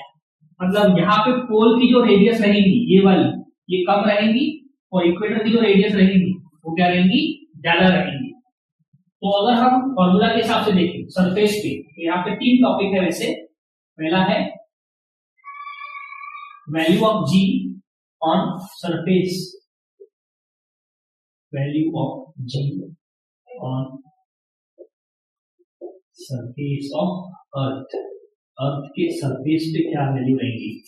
तो भाई यहाँ पे 2 पैरामीटर्स पर हम लोग देखेंगे, एक पोल पे देखेंगे और एक देखेंगे अपन इक्वेटर पे, क्योंकि पोल पे रेडियस अलग है और इक्वेटर पे अलग है। इन जनरल हम लोग बात कर रहे हैं, वैसे तो बहुत सारी रेडियस बनेगी, ये अलग है, ये अलग है, ये अलग है, ये अलग है। तो भाई जी की जो वैल्यू है वो किस पर डिपेंड करती है, तो जी का फॉर्मूला क्या निकाले थे अपन ने, capital G capital M upon are square is inversely proportional to the square of radius और the distance between the object and the centre of the earth. ठीक है, इसमें जो ये दोनों चीजें ये तो कांस्टेंट है ज्यादातर, लेकिन कैसे होगा वो भी हम देखते हैं। पोल पे अगर हम बात करें, अगर ऑब्जेक्ट यहाँ पे रखा है तो रेडियस कम है, अब अगर रेडियस कम होगी तो जी की वैल्यू ज्यादा होगी।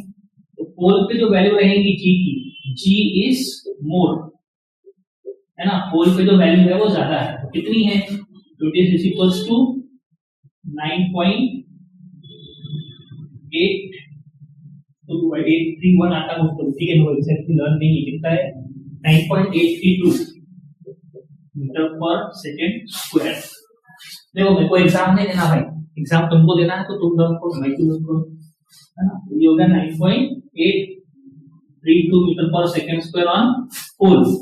और इधर कितना है, ऑब्वियसली बात है भाई, इक्वेटर पे रेडियस ज्यादा है, तो रेडियस ज्यादा होगी तो एक्सेलरेशन ड्यू टू ग्रेविटी की वैल्यू कम होगी।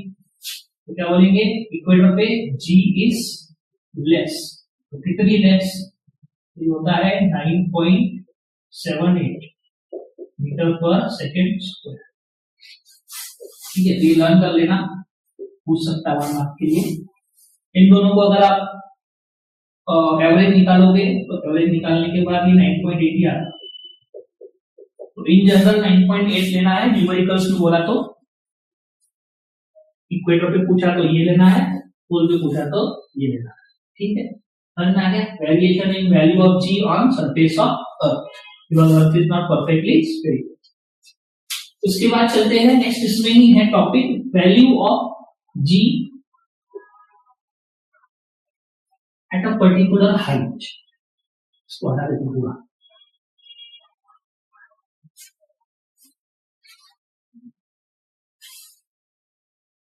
Value of G at a certain height, मतलब सरफेस से अगर ऊपर जाएंगे तो वैल्यू ऑफ जी क्या होगी? क्या वो चेंज होगी या उतनी ही रहेगी? तो चेंज होगी, obvious सी बात है। और मान लो देखो ये अर्थ है और ये अर्थ की रेडियस है। अब ऑब्जेक्ट सरफेस पे ना होके यहाँ पे है, इस हाइट पे, ठीक है? तो ये सरफेस से कितना ऊपर है?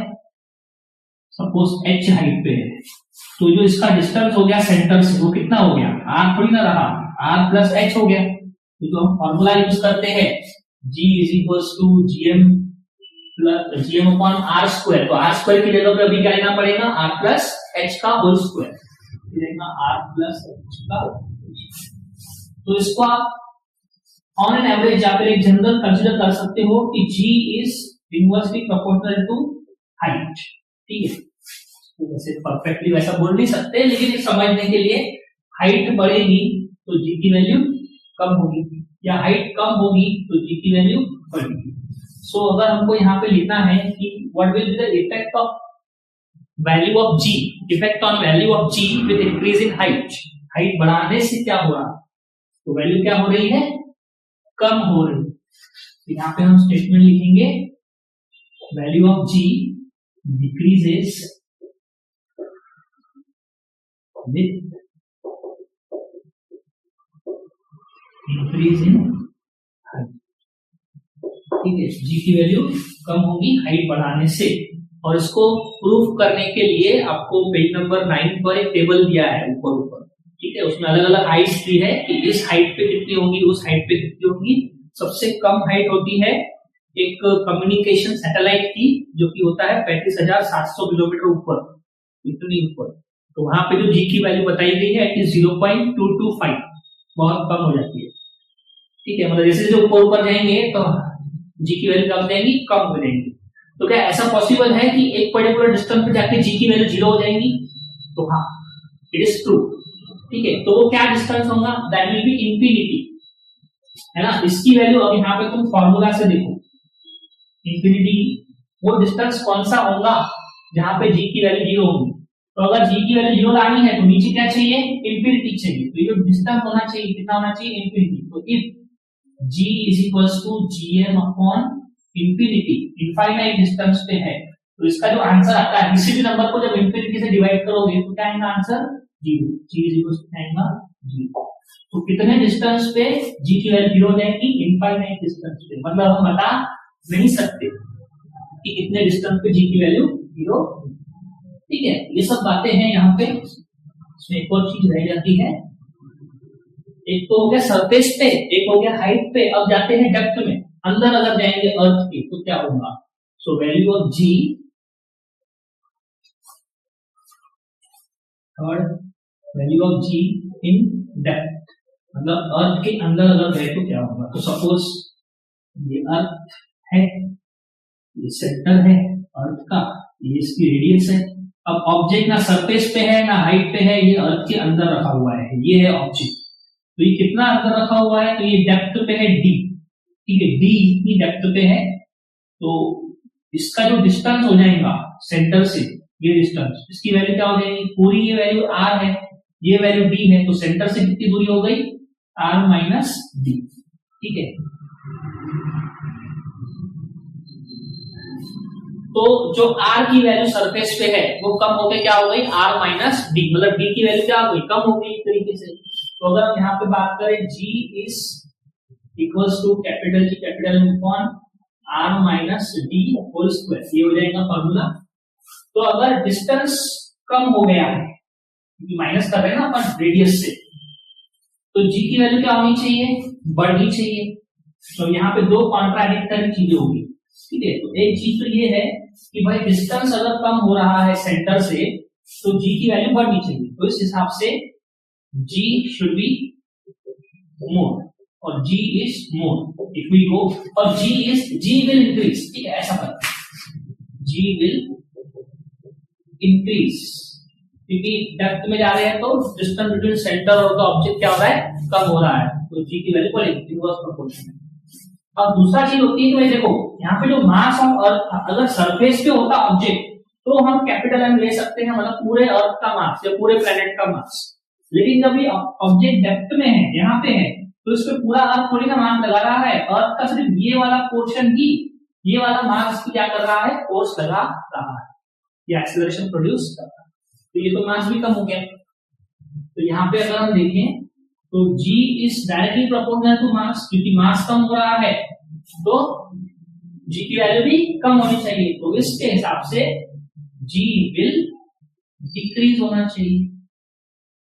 लोग खराब कर लो, माथा खोल लो, इधर बोलता है इंक्रीज, इधर बोलता है डिक्रीज, किसकी माने? तो तुम इसकी मानो, क्यों? क्योंकि जो मास का इफेक्ट है वो एज कंपेयर टू डेप्थ वो ज्यादा होगा, ठीक है, इतना ज्यादा चेंज इसकी वजह से नहीं आएगा जितना बड़ा चेंज इसकी वजह से आएगा। तो ओवरऑल अगर नेट कैलकुलेट करेंगे तो इसका इफेक्ट ज्यादा होगा, तो फाइनल इसका कंक्लूजन क्या रहेगा, if we go into the depth of the earth और of the planet the value of G will decrease, ठीक है, ये एक्सप्लेन करने के लिए भी बोल सकते हैं 2 मार्क के लिए। ये पूरा टॉपिक है variation in value of G on surface of earth on particular height और इन द डेप्थ, ठीक है, समझ में आया? चलो भागो आगे चलते हैं नेक्स्ट टॉपिक को। पहले ही वीडियो बहुत लंबी हो गई है, कुछ लोग भाग गए होंगे ऑलरेडी। हाँ हो गया ये, चलो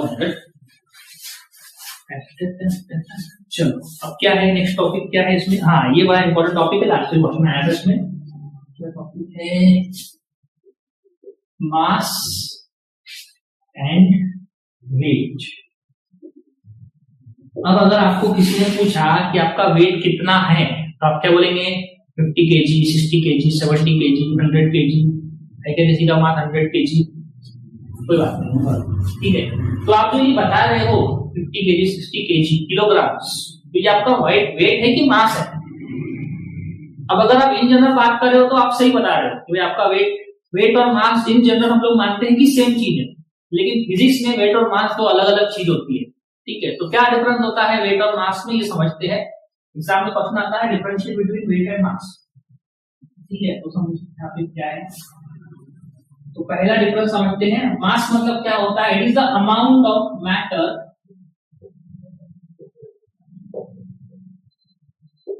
प्रेजेंट इन एन ऑब्जेक्ट, मतलब किसी भी ऑब्जेक्ट के अंदर कितने एटॉम्स, कितने मॉलिक्यूल्स या फिर कितने पार्टिकल्स प्रेजेंट है, मैटर कितना प्रेजेंट है, उसको बोलते हैं उसका मास। जैसे इस पेन के अंदर अगर 1 करोड़ एटम्स है या 1 करोड़ पार्टिकल्स है तो उसका मास उसके अकॉर्डिंग डिसाइड होगा, ठीक है। तो ये वेट क्या है सर? तो weight is the force applied by gravity on an object, ठीक है। अलग अलग ऑब्जेक्ट्स पे फोर्स जो है, ग्रेविटी का जो फोर्स है, अर्थ का जो फोर्स है वो अलग अलग होता है। एक्सीलरेशन सेम होता है लेकिन फोर्स अलग अलग होता है, ठीक है। तो उस फोर्स को हम क्या बोलेंगे? उसका वेट बोलेंगे। Means weight is equal to force applied by the earth और द प्लैनेट, ठीक है, ऑन द ऑब्जेक्ट। अब इसके यूनिट की अगर हम बात करें, how will you measure the mass? तो जो आप किलोग्राम में बता रहे हो वो मास है, so it's SI unit is kilogram, और सीजीएस यूनिट क्या होगा फिर? सीजीएस यूनिट विल बी ग्राम। और अगर इधर हम इसकी बात करें वेट, तो वेट मतलब फोर्स, तो फोर्स का जो यूनिट होगा वही वेट का यूनिट होगा, so it's SI unit is newtons। तो सीजीएस यूनिट क्या होगा फिर? सीजीएस यूनिट इज टाइम, ठीक है। ये दूसरा पॉइंट हो गया। इसके अलावा और क्या बताएंगे, mass is a scalar quantity, is a scalar quantity, और ये क्या होगा, वेक्टर क्वांटिटी। अब स्केलर वेक्टर पढ़े होंगे तुमने, देख पढ़े होंगे तो देखो भाई, स्केलर मतलब क्या, स्केलर मतलब होता है ऐसी क्वांटिटी जिसमें सिर्फ मैग्नीट्यूड होता है। मतलब फॉर एग्जांपल ये पेन का मास क्या है, ठीक है, मान लो 20 ग्राम है ना, तो अगर इसको यहाँ पे भी रखे अर्थ पे तो भी 20 ग्राम रहेगा, मून पे जाएंगे तो भी 20 ग्राम रहेगा। मतलब मास क्या रहेगा, कांस्टेंट रहेगा, उसमें सिर्फ एक नंबर होगा और क्या होगा, मैग्नीट्यूड यूनिट होगा, that is called as magnitude, ठीक है। मतलब ये डायरेक्शन पे डिपेंड नहीं करता। और वेक्टर क्वांटिटी मतलब क्या रहता, वो क्वांटिटी जिसमें मैग्नीट्यूड के साथ डायरेक्शन भी इंपॉर्टेंट है ना। जैसे कि फोर्स, अगर मान लो किसी ऑब्जेक्ट को अपने को फोर्स लगाना है, इधर से उधर मूव करना है, तो जिधर से जिधर मूव करना है उधर ही क्या लगाना पड़ेगा, फोर्स। मतलब फोर्स के पास क्या है, डायरेक्शन।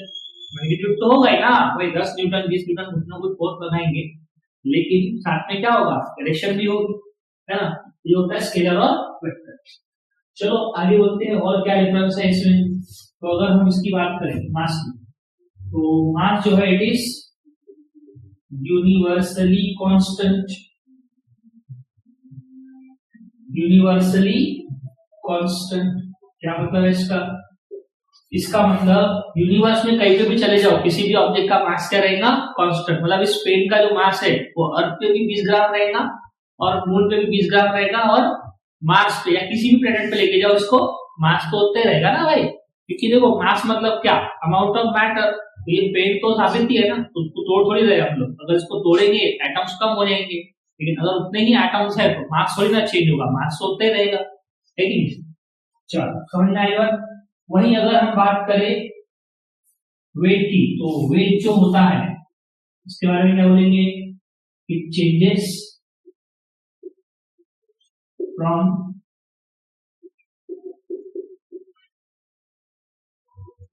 प्लेनेट टू प्लेनेट, ठीक है। तो वेट जो है इस चीज का वो अलग अलग प्लेनेट पे अलग अलग होगा, है ना। वेट मतलब force applied by the planet और the particular astronomical object on the particular object, ठीक है। तो it changes from place to place. मतलब आपका जो वेट है वो अर्थ पे अलग होगा, मून पर अलग होगा और मार्स पर अलग होगा। तो ये वेट पता कैसे करें सर, तो इसके लिए फॉर्मूला देखो, weight is equal to nothing but force, है, it is a force applied by the gravity. So it is equals to mass into acceleration due to gravity. M is the mass of the object which is in kilograms and G is the acceleration due to gravity. तो अगर आपको अपना weight find करना है अर्थ पर, तो क्या करना है, अपने मास को एक्सेलरेशन ड्यू टू ग्रेविटी और अर्थ से मल्टीप्लाई कर दो। अर्थ पर G की वैल्यू कितनी होती है, 9.8, या फिर अप्रोक्सीमेटली 10 ले लो। अब अगर आपका अर्थ पर मास 60 kg है, सपोज 60 किलो है, तो आपका वेट कितना हुआ, 60 into 10 अप्रोक्सीमेटली 600 न्यूटन होगा, है ना। वहीं अगर हम मून पे चले जाएं तो मून पर जो जी की वैल्यू है वो 6 टाइम्स कम होती है, तो इस वजह से आपका जो वेट है मून पर 6 टाइम्स लेस होगा। इसका मतलब आपका मून पर वेट कितना होगा, 100 न्यूटन, है ना। इसलिए जब मून पर कोई एस्ट्रोनॉमर या फिर जो स्पेस से उतर के जो लोग उधर चलते हैं, तो जब वो हल्का सा भी जंप करते हैं तो वो नॉर्मल अर्थ के कंपैरिजन में ज्यादा हाइट पर जाते हैं, है ना, क्योंकि वहां पे उतना ज्यादा फोर्स नहीं होता है, 6 टाइम्स कम होता है। मतलब अगर मैं यहाँ पर जंप करके 1 फुट तक हाइट अचीव कर सकता हूँ, तो सेम फोर्स लगा के अगर मैं मून पर जंप करूंगा तो मैं 6 फीट हाइट पर, मतलब उतनी हाइट तक के इतना बड़ा जंप कर सकता हूँ, क्योंकि वहां पे मेरा वेट कम हो जाएगा, ठीक है। यही सब है difference between mass and weight. इसमें 2 या 3 मार्क का क्वेश्चन आता है जनरली, तो 2 मार्क के लिए आया तो 2 पॉइंट लिखेंगे, और 3 मार्क के लिए आया तो 3 पॉइंट लिखेंगे। या फिर अलग से इसमें एमसीक्यूज वगैरह में आपको वेट फाइंड करने के लिए बोल सकते हैं, तो ये फॉर्मूला यूज करके आप वेट फाइंड कर सकते हैं, ठीक है। समझ में आ गया। चलो आगे बढ़ते हैं। बहुत बड़ा वीडियो हो गया है ऑलरेडी ये, है ना। और अगर आप अभी तक इस वीडियो में जुड़े हुए हैं तो आपके पेशेंस को, आपके धैर्य को सलाम है ना, आई अप्रिशिएट इट। आजकल बहुत फास्ट फॉरवर्ड दुनिया हो गई है ना। रील्स के जमाने में लोग बहुत जल्दी डिसाइड कर लेते हैं कि मेरे को देखना है कि नहीं, हट हट हट स्किप करते जाते हैं। और आप तो मेरे को अच्छी तरह से देख रहे हो, है ना, मेरे जैसे बोरिंग इंसान हो। चलो ठीक है, अप्रिशिएट, बहुत अच्छी बात है, कंसेप्ट सीखने को मिल रहा है आपको वैसे। चलो आगे देखते हैं, नेक्स्ट टॉपिक क्या है। ये हो गया आपका page number 9, mass and weight. उसके बाद पेज नंबर 10 पर है न्यूमेरिकल्स। न्यूमेरिकल्स हम अलग वीडियो में देखने वाले हैं। उसके नीचे एक डू यू नो है पेज नंबर 10 पर, उसमें आपको ग्रेविटेशनल वेव्स के बारे में बताया गया है। इसमें क्वेश्चन तो जनरली नहीं आता है, बट फिर भी इसमें से एक इंपॉर्टेंट पॉइंट मैं आपको बताता हूँ, LIGO। ठीक है, ये LIGO करके एक ऑब्जर्वेटरी है जिसका फुल फॉर्म होता है laser interferometric gravitational wave observatory. ठीक है, तो इसकी मदद से ग्रेविटेशनल वेव्स को डिटेक्ट किया जाता है। तो आपको 1 मार्क के लिए फुल फॉर्म पूछा जा सकता है ऑब्जेक्टिव टाइप क्वेश्चन। बाकी इसमें कुछ खास बात नहीं है, फिर भी आपको इंफॉर्मेशन के लिए, नॉलेज के लिए पढ़ना है तो पढ़ो। देखो वैसे अगर मैं इस चैप्टर को पूरा डिटेल में एक्सप्लेन करूंगा तो मुझे कम से कम 6 से 7 लेक्चर लगते हैं। ठीक है, वो भी कम बता रहा हूँ, 1-1 घंटे के। और अगर मुझे ये वीडियो कंप्लीट करना है, ये चैप्टर मुझे एक 1 शॉट वीडियो में कंप्लीट करना है, तो उतना तो मैं सारा कवर नहीं कर पाऊंगा, उतना डेप्थ में हम लोग नहीं जा सकते हैं। ठीक है, फिर भी आपको अगर डेप्थ में सीखना है तो उसके लिए हम लोग अलग से क्रैश कोर्स स्टार्ट करने वाले हैं, तो उसकी डिटेल्स आपको जल्दी ही चैनल पे मिल जाएगी। ठीक है, चलो ये था आपका पेज नंबर 10। उसके बाद पेज नंबर 11 पर आते हैं। यहाँ एक इंपॉर्टेंट टॉपिक है, दैट इज फ्री फॉल। इसमें से क्वेश्चन आते हैं जनरली न्यूमेरिकल्स। क्या होता है फ्री फॉल? फ्री फॉल मतलब फ्री में गिरना, ऐसा होता है क्या? नहीं, ऐसा नहीं होता। फॉल मतलब आप सही जा रहे हो, फॉल के बारे में आप सही सोच रहे हो, फॉल का मतलब होता है गिरना। ठीक है, लेकिन फ्री मतलब क्या है यहाँ पे? तो फ्री फॉल मतलब इसकी अगर हम लोग डिफिनेशन देखें तो it says that when an object falls only under the influence of gravitational force is called as free fall, है ना। तो अगर मैं इस बॉल की बात करूं और ये बॉल इस तरीके से हम लोग ड्रॉप करें तो ये नीचे गिर रहा है, उस पर कौन सा फोर्स लग रहा है? ग्रेविटेशनल फोर्स तो लग ही रहा है। लेकिन क्या सिर्फ ग्रेविटेशनल फोर्स लग रहा है? तो आंसर होगा नहीं। तो फ्री फॉल ऐसा फॉल होता है, ऐसा गिरना होता है ऑब्जेक्ट का जिसमें सिर्फ और सिर्फ ग्रेविटेशनल फोर्स और कोई फोर्स नहीं है। And true free fall is possible only in vacuum. ठीक है, तो ये भी एक इंपॉर्टेंट स्टेटमेंट है जिसके ऊपर fill in the blanks type question बन सकता है। True free fall is possible only in vacuum. ठीक है, यहाँ पे ये फिल इन द ब्लैंक्स बन जाएगा। वैक्यूम मतलब क्या होता है? ऐसी जगह जहां पे कोई भी पार्टिकल्स नहीं है, मतलब ना एयर ना वाटर ना किसी भी तरह का कोई पार्टिकल, जैसे कि स्पेस, एम्प्टी स्पेस। ठीक है, तो अगर हम यहाँ पर ये बॉल को ड्रॉप कर रहे हैं तो यहाँ पे तो एयर प्रेजेंट है, तो एयर का ड्रैग भी लग रहा होगा यहाँ पर, है ना। आपको पता है एयर जो है एक तरह का रेजिस्टेंस प्रोड्यूस करती है, जो बुओयंट फोर्स क्रिएट करता है, ड्रैग प्रोड्यूस करता है जो ग्रेविटी के अगेंस्ट एक्ट होता है। तो इस पर सिर्फ ग्रेविटेशनल फोर्स है क्या? नहीं। तो ये फ्री फॉल हुआ क्या? नहीं। ठीक है, तो ट्रू फ्री फॉल जो है वो सिर्फ वैक्यूम में ही पॉसिबल होता है। अब फ्री फॉल के केस में आपको कुछ इक्वेशंस, मॉडिफाइड इक्वेशंस दी गई हैं, न्यूटन्स इक्वेशंस ऑफ मोशन। ठीक है, अब ये न्यूटन इक्वेशंस ऑफ मोशन जो है ये कोई नई चीज नहीं है, आपने 9th में पढ़ा है। तो 3 इक्वेशन दिए थे न्यूटन ने, क्या थे वो याद करिए। v is equals to u plus at, दूसरा है s is equals to ut plus half at square, तीसरी इक्वेशन थी v square is equals to u square plus 2as। याद आया? इसमें v क्या होता है? फाइनल वेलोसिटी, u क्या है? इनिशियल वेलोसिटी, a क्या है? Acceleration, t is time and s is displacement. ठीक है, ये बेसिक कुछ इक्वेशंस है, इनको इक्वेशंस ऑफ मोशन कहा जाता है जो न्यूटन ने दिए थे। और ये जो इक्वेशंस ऑफ मोशन है these are applicable for horizontal linear motion. लेकिन जब हम फ्री फॉल की बात करते हैं तो फ्री फॉल में तो भाई ऑब्जेक्ट वर्टिकली नीचे गिर रहा है, तो ये वर्टिकल मोशन हुआ, वर्टिकल लीनियर मोशन। तो इन इक्वेशंस को थोड़ा सा मॉडिफाई करना पड़ेगा। मैंने पहले भी आपको इसी वीडियो में बताया था कि जब कोई ऑब्जेक्ट ऊपर से नीचे आता है, वर्टिकली डाउनवर्ड मोशन परफॉर्म करता है, तो इनिशियल वेलोसिटी क्या रहेगी? 0 रहेगी, है ना। देखो अभी बॉल है, इसको यहां से छोड़ रहे हैं अपन, सपोज कंसीडर करो कि ये फ्री फॉल है फिलहाल, जस्ट मान लो, तो इसमें इनिशियल वेलोसिटी क्या है? 0। जैसे इसको छोड़ते हैं वेलोसिटी बढ़ती जाती है due to acceleration, due to gravity, है ना। तो एक्सेलरेशन या फोर्स अप्लाई होता है तो उस वजह से वेलोसिटी चेंज होती है।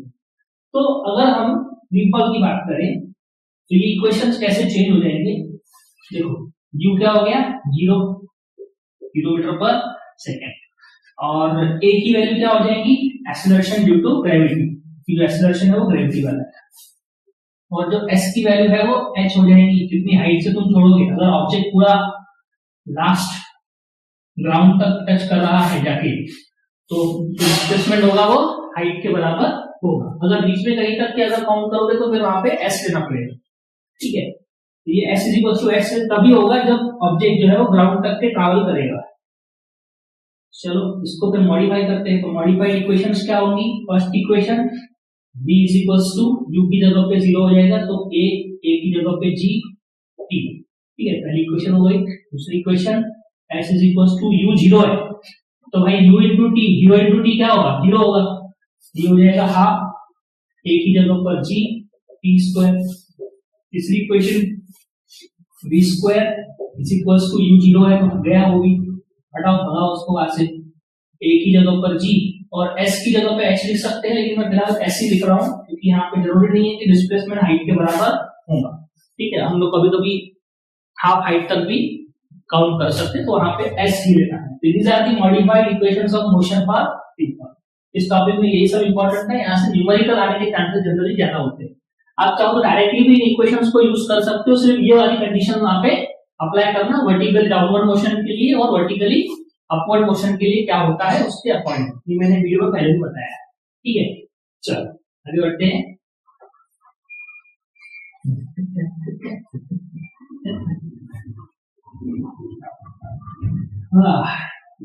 बहुत बढ़िया, सही है, इतना भी हार्ड नहीं है फिजिक्स, ठीक है ना, उसको समझ में आया उसको मजा आता है। अब उसके बाद पेज नंबर 11 पर एक डू यू नो है, उसमें भी फ्री फॉल के बारे में ही बताया गया है, एक एक्सपेरिमेंट के बारे में बताया गया है, उसमें एक यूट्यूब की लिंक भी दी गई है, अगर आप चाहो तो वो यूट्यूब की लिंक को ओपन करके वहां यूट्यूब में वीडियो है, बहुत बढ़िया इंटरेस्टिंग वीडियो है कि ट्रू फ्री फॉल जो है वो सिर्फ वैक्यूम में ही पॉसिबल क्यों होता है और कैसे होता है, ये सब बातें वहां डिस्क्राइब की गई, ठीक है। नाउ नेक्स्ट पेज नंबर 12 पर है सॉल्व एग्जांपल्स, वो हम लोग नेक्स्ट वीडियो में देखेंगे, उसको अलग से वीडियो हम लोग बना रहे हैं। चलो लास्ट में आते हैं टॉपिक के आखिरी टॉपिक, आखिरी 2 टॉपिक हैं, उसमें एक स्टोरी भी है, मजा आएगा। ग्रेविटेशनल पोटेंशियल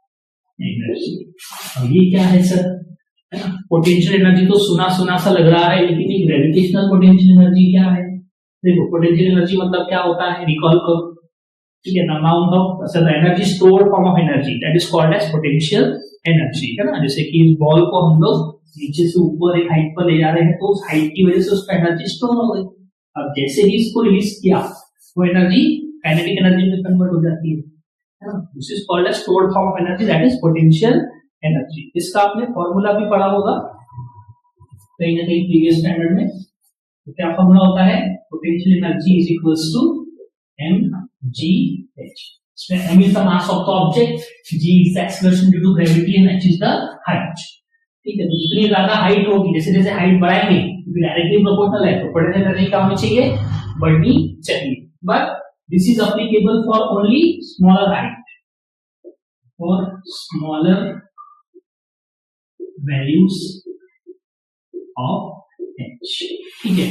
मतलब एक सर्टेन हाइट तक ही आप ये वाला फॉर्मूला अप्लाई कर सकते हो, क्योंकि उस हाइट के बाद जाने के बाद और हाइट इंक्रीज करने के बाद क्या होगा, g की वैल्यू चेंज होना स्टार्ट हो जाएगी। अब जब मैंने आपको एक्सेलरेशन ड्यू टू ग्रेविटी वाला टॉपिक पढ़ाया था, वेरिएशन वैल्यू ऑफ g, उसमें हमने हाइट वाला फैक्टर डिस्कस किया, तो उस हाइट वाले फैक्टर में मैंने आपको बताया था कि एक टेबल दिया गया है, पेज नंबर 9 पर जो ऊपर टेबल है उसमें अगर आप स्टार्टिंग में देखोगे तो कुछ हाइट तक g की वैल्यू चेंज नहीं होती, मतलब माउंट एवरेस्ट की हाइट तक 8.8 किलोमीटर की हाइट तक वही वैल्यू रहती है 9.8 मीटर पर सेकेंड स्क्वायर। उसके बाद जब हम ऊपर जाते हैं तो g की वैल्यू कम होना स्टार्ट हो जाती है, मतलब स्मॉलर हाइट्स तक जो ये फॉर्मूला है सिर्फ h पर डिपेंड करता है पोटेंशियल एनर्जी, लेकिन उसके बाद जब हम आगे बढ़ते हैं तो g की वैल्यू क्या होने लगती है, कम होने लगती है, हाइट बढ़ रही है, देखो potential energy is proportional to height and also it is proportional to g, height बढ़ने की वजह से पोटेंशियल एनर्जी क्या होनी चाहिए, बढ़नी चाहिए, लेकिन at the same time height बढ़ने से जी क्या हो रहा है, कम हो रहा है, तो पोटेंशियल एनर्जी क्या होनी चाहिए, कम होनी चाहिए। सो फॉर ग्रेटर हाइट्स या लार्जर वैल्यूज ऑफ एच हम लोग जी को काउंट करेंगे। तो जब हम जी को काउंट करेंगे तो उसमें पोटेंशियल एनर्जी को हम लोग नॉर्मल पोटेंशियल एनर्जी नहीं काउंट करेंगे, तो उसको हम क्या बोलेंगे, ग्रेविटेशनल पोटेंशियल एनर्जी, जीपीई। और उसका फॉर्मूला मॉडिफाई होकर हो जाएगा minus GMM upon R plus H. अभी माइनस साइन क्यों लिया है, बिकॉज इट इज नेगेटिव। देखो भाई, जैसे जैसे हम लोग हाइट बढ़ाते जाएंगे इनफाइनाइट डिस्टेंस पे, देखो ये फॉर्मूला किसके लिए एप्लीकेबल है, for larger values of h. Now if condition applied, if h is equals to infinity, तो उस हाइट पर g की वैल्यू क्या हो जाएगी, जीरो हो जाएगी, है ना। एक हाइट पे जाके g की वैल्यू कम होते होते होते होते क्या हो जाएगी, जीरो हो जाएगी। तो अगर उस हाइट पे जीरो है तो उससे नीचे क्या होगी, कम, है ना। तो उससे नीचे अगर कम होंगी तो क्या होगी, जीरो से कम क्या होता है, नेगेटिव। तो potential energy, gravitational potential energy is negative, इसलिए यहाँ पर क्या लिया गया है, माइनस साइन लिया गया है। अब इस फॉर्मूले का डेरिवेशन तो नहीं दिया है, लेकिन लर्न कर लो, क्वेश्चन डेरिवेशन पे नहीं आएगा, आएगा भी तो न्यूमेरिकल टाइप आएगा, इसमें से आएगा। जनरली इसके ऊपर कभी क्वेश्चन आया नहीं है इस टॉपिक में से, बट जैसे कि मैंने आपको कहा था बोर्ड वालों को कोई भरोसा नहीं होता, ठीक है। इस बार क्या पता उन्होंने मेरा वीडियो देख लिया और बोला लोकेश सर बोल रहे क्या नहीं आता, चलो यही डालो इस बार, है ना, ऐसा ना हो जाए। तो सब पढ़ के जाओ जो जो इम्पोर्टेंट है। वीडियो वगैरह में से तो बहुत कम ही आता है, लेकिन वो रीडिंग वाला टॉपिक है, आप कर सकते खुद से, वो फिर इजी है, कंसेप्ट नहीं होता है। चलो आगे बढ़ते हैं लास्ट टॉपिक की तरफ। बढ़िया जाएगा, स्टोरी भी सुनेंगे इसमें, तो क्या स्टोरी सुनाने वाले हो, देखो बढ़िया हो जाएगा। एस्केप वेलोसिटी, चीज एस्केप वेलोसिटी। तो ये टॉपिक समझने के पहले एक स्टोरी समझते हैं, ठीक है। क्या स्टोरी है ये, कहाँ की स्टोरी है भाई, ये तो स्टोरी है रामायण के समय की, ठीक है। तो जब रामायण का युद्ध हो रहा था रावण की सेना और राम जी की सेना के बीच में, तो वहां पर एक सिस्टम होता है, पुराने जमाने के जो युद्ध हुआ करते थे ना, उसमें सिस्टम होता था कि शाम के समय जैसे ही सनसेट हो जाता था तो शंख बजाते थे और सब लोग रिलैक्स, अभी युद्ध नहीं होगा, अभी सवेरे होगा, है ना। तो ऐसे ही जब एक दिन सनसेट हुआ, युद्ध रुक गया, सब लोग अपने अपने तरफ चले गए, रेस्ट करने चले गए, तो लोग सब बातें करते थे, बैठते थे, बातें करते थे कि आज दिन भर में क्या हुआ, है ना, ऐसा हुआ ऐसा हुआ। तो अब एक और चीज होती थी कि दोनों सेनाओं में उनके क्या होते थे, स्पाई होते थे, गुप्तचर हुआ करते थे। मतलब रावण के गुप्तचर राम जी की सेना में और राम जी के गुप्तचर रावण की सेना में होते थे। तो वैसे ही एक बार क्या हुआ, उसी दिन जिस दिन ये लोग सब एक दिन सब रिलैक्स में बैठे थे शाम के टाइम पे, तो जो राम जी का गुप्तचर था तो वो आया दौड़ता दौड़ता और सबको बताया कि भैया कल जो है रावण अमर सेना भेजने वाला है। तो अमर सेना क्या है ये, अब ये ऐसे राक्षसों की सेना है जो मरती नहीं है, वो कितना भी तुम चाकू मारो, बंदूक मारो, तोप से उड़ा दो, मरता ही नहीं है। तो सब टेंशन में आ गए, अमर सेना से कौन लड़ेगा, इनको कैसे हम लोग हराएंगे कल। सब सोच में पड़ गए, टेंशन में आके किससे पूछे कौन इसका सोल्यूशन निकालेगा। तो एक ही है हमारे संकट मोचन, है ना, संकट मोचन बजरंग बली हनुमान जी, उनके पास गए सब लोग, बोला हनुमान जी ऐसा ऐसा है, कल अमर सेना आएंगे, भाई क्या करने का फिर बताओ। हनुमान जी सोचने लग गए, ठीक है आने तो देख लेंगे क्या है। अगला दिन हुआ, सुबह हुई, उधर से सब वो अमर सेना वाले राक्षस आए, छिड़कते हुए ये करते हुए आए। अब ये लोग उनको मारे तो मरे नहीं, चाकू से नहीं मार रहे, पत्थरों से नहीं मार रहे, किसी चीज से नहीं मार रहे, क्या करें। अब सब बंदर वानर सेना देख रहे हनुमान जी की तरफ, आपने बोला था हम तो देख लेंगे, करो कुछ इनका, क्या करते हो आप। तो हनुमान जी ने क्या किए, अपना विकराल रूप धारण किए और वो सब राक्षसों को अपनी पूंछ में लपेट के ऐसा गोल गोल घुमा के स्पेस में फेंक दिए। मतलब इतना वेलोसिटी से फेंके उन्होंने, इतनी स्पीड से फेंके कि वो स्पेस में रह गए, वो ग्रेविटी से पार चले गए अर्थ की, है ना। इतनी ज्यादा वेलोसिटी से उनको फेंक दिया, मतलब वो ग्रेविटी को एस्केप कर गए। तो यही कंसेप्ट यूज किया उन्होंने भाई, एस्केप वेलोसिटी, है ना। कहीं ना कहीं किताब में कॉपी किया है एस्केप वेलोसिटी। मतलब क्या होता है, ऐसी वेलोसिटी जिससे ऑब्जेक्ट को फेंकने पर ऑब्जेक्ट हमेशा के लिए अर्थ की ग्रेविटी से बाहर निकल जाता है, एस्केप कर जाता है। ठीक है, अब एग्जांपल से समझते हैं। फॉर एग्जांपल ये बॉल है, बॉल ये और क्या है, बॉल बोलेंगे ना। हाँ। तो भाई इसको अगर मैं हल्के फोर्स से फेंकू या कम वेलोसिटी से फेंकू, कम हाइट पे जाएगा, ज्यादा वेलोसिटी से फेंकू तो ज्यादा वेलोसिटी पे जाएगा, ज्यादा हाइट पे जाएगा, और ज्यादा वेलोसिटी से फेंकू और ज्यादा हाइट पे जाएगा। मतलब जितना ज्यादा वेलोसिटी से मैं फेंकूंगा उतनी ज्यादा हाइट पे जाएगा, लेकिन तो क्या एक ऐसी वेलोसिटी भी हो सकती है कि वो इतनी हाइट पे चला जाए कि यहाँ पे वेलोसिटी मतलब जो जहाँ पे फोर्स ग्रेविटेशनल फोर्स है वही नहीं लगे उसके ऊपर, एस्केप कर जाए। तो भाई ऐसी वेलोसिटी हम तो नहीं लगा सकते, हम तो नन्हे बालक हैं, ऐसी वेलोसिटी तो बजरंगबली ही लगा सकते, है ना। तो फिर भी अगर हम कैलकुलेट करें, हमको अगर कैलकुलेट करना है कि ये वेलोसिटी कितनी होगी जिस वेलोसिटी से हम उसको फेंके किसी ऑब्जेक्ट को तो कभी लौट के ना आए, तो वो क्या होगी। तो उसके लिए फॉर्मूला डिराइव करना पड़ेगा। फॉर्मूला का डेरिवेशन भी आपको दिया हुआ है बुक में, पेज नंबर 13 पर दिया हुआ है, बट डेरिवेशन जनरली आता नहीं है और उसको पढ़ाने बैठेंगे तो बहुत टाइम जाएगा। ठीक है, फिलहाल हम डायरेक्टली फॉर्मूला लर्न कर लेते हैं। क्या फॉर्मूला है एस्केप वेलोसिटी का, तो v escape, v for velocity, escape velocity is equals to under root 2gr, ये फॉर्मूला है। इसी को बाद में मॉडिफाई किया जा सकता है g की वैल्यू पुट करके, तो हो जाएगा v escape is equals to under root 2gm upon r। ठीक है, ये दो फॉर्मूला है, depending upon the situation given in the question आप पर्टिकुलर फॉर्मूला सिलेक्ट कर सकते हो, उस पर न्यूमेरिकल आ सकता है। ठीक है, अगर आपको ये दो वैल्यूज पता है किसी प्लैनेट के लिए, मतलब उस पर लगने वाला एक्सीलरेशन ड्यू टू ग्रेविटी और उस प्लैनेट की रेडियस, तो आप एस्केप वेलोसिटी निकाल सकते हो। तो अगर हम अर्थ के लिए ये फाइंड करें, मतलब अगर हम यहाँ पर 2 इंटू जी कितना होता है आपका 9.8 और आर कितना है 6.4 इंटू 10⁻6, इसको सॉल्व करने पर अप्रोक्सीमेटली वैल्यू आती है 11.2 किलोमीटर पर second. This is the escape velocity for earth. ठीक है, सिमिलरली अगर आपको मून के लिए निकालना होगा तो मून का जी की वैल्यू और आर की वैल्यू पुट करनी पड़ेगी। ठीक है, तो ये 11.2 किलोमीटर पर सेकंड वेलोसिटी से फेंकना पड़ेगा किसी ऑब्जेक्ट को। भाई बहुत होता है, एक सेकंड में 11.2 किलोमीटर पहुंचना चाहिए ऑब्जेक्ट में, इतना खतरनाक फोर्स लगाना पड़ेगा। खैर रॉकेट्स में ये यूज होता है, ह्यूमंस की तो पॉसिबिलिटी नहीं है। हमारे पास जो इसरो के साइंटिस्ट रॉकेट लॉन्च करते हैं यही वेलोसिटी से वो रॉकेट्स को रिलीज करते हैं कॉन्स्टेंटली, सो दैट वो एस्केप हो जाते हैं। जब हमको मार्स मिशन वगैरह करना होता है या मून पर जाना होता है तो अर्थ की ग्रेविटी से एस्केप करना पड़ता है। ठीक है, और ये सारी चीजें हम सीखेंगे फिर से। एस्केप वेलोसिटी का कांसेप्ट साइंस 1 के चैप्टर 10 में फिर से आएगा, तो यही सेम फॉर्मूला वहां यूज करेंगे कैलकुलेट करने के लिए। ठीक है, तो यही था इस चैप्टर में। इस चैप्टर में बस लास्ट आपको एक 2 यू नो है, weightlessness in space, general knowledge के लिए पढ़ लो, क्वेश्चन इसमें से नहीं आता। ठीक है, बस यही सब था इस चैप्टर में, इंपॉर्टेंट थ्योरी पार्ट। न्यूमेरिकल्स और सॉल्व एग्जांपल्स के लिए हम लोग एक अलग से वीडियो बनाएंगे, क्योंकि अगर वो भी इसमें डाल देंगे तो 2-2.5 घंटे की वीडियो हो जाएगी और इतने में तो आप बोर हो जाओगे। ठीक है, बस इतना ही था आज के लिए, मिलेंगे नेक्स्ट वीडियो में। जय Hind. Thank you for watching till the end. अगर आपको ये वीडियो पसंद आया हो तो प्लीज़ लाइक दिस वीडियो और अपने फ्रेंड्स के साथ शेयर भी कर देना, so that they can also study about it. And comment करो कि आपको इस वीडियो का सबसे बेस्ट पार्ट कौन सा लगा, क्या आपने सबसे ज़्यादा एंजॉय किया। चैनल को सब्सक्राइब कर दो और बेल नोटिफिकेशन भी दबा देना, सो दैट आपको आने वाली वीडियोस जो हैं वन शॉट सीरीज़ की वो मिलती रहें और आपकी पढ़ाई चलती रहे।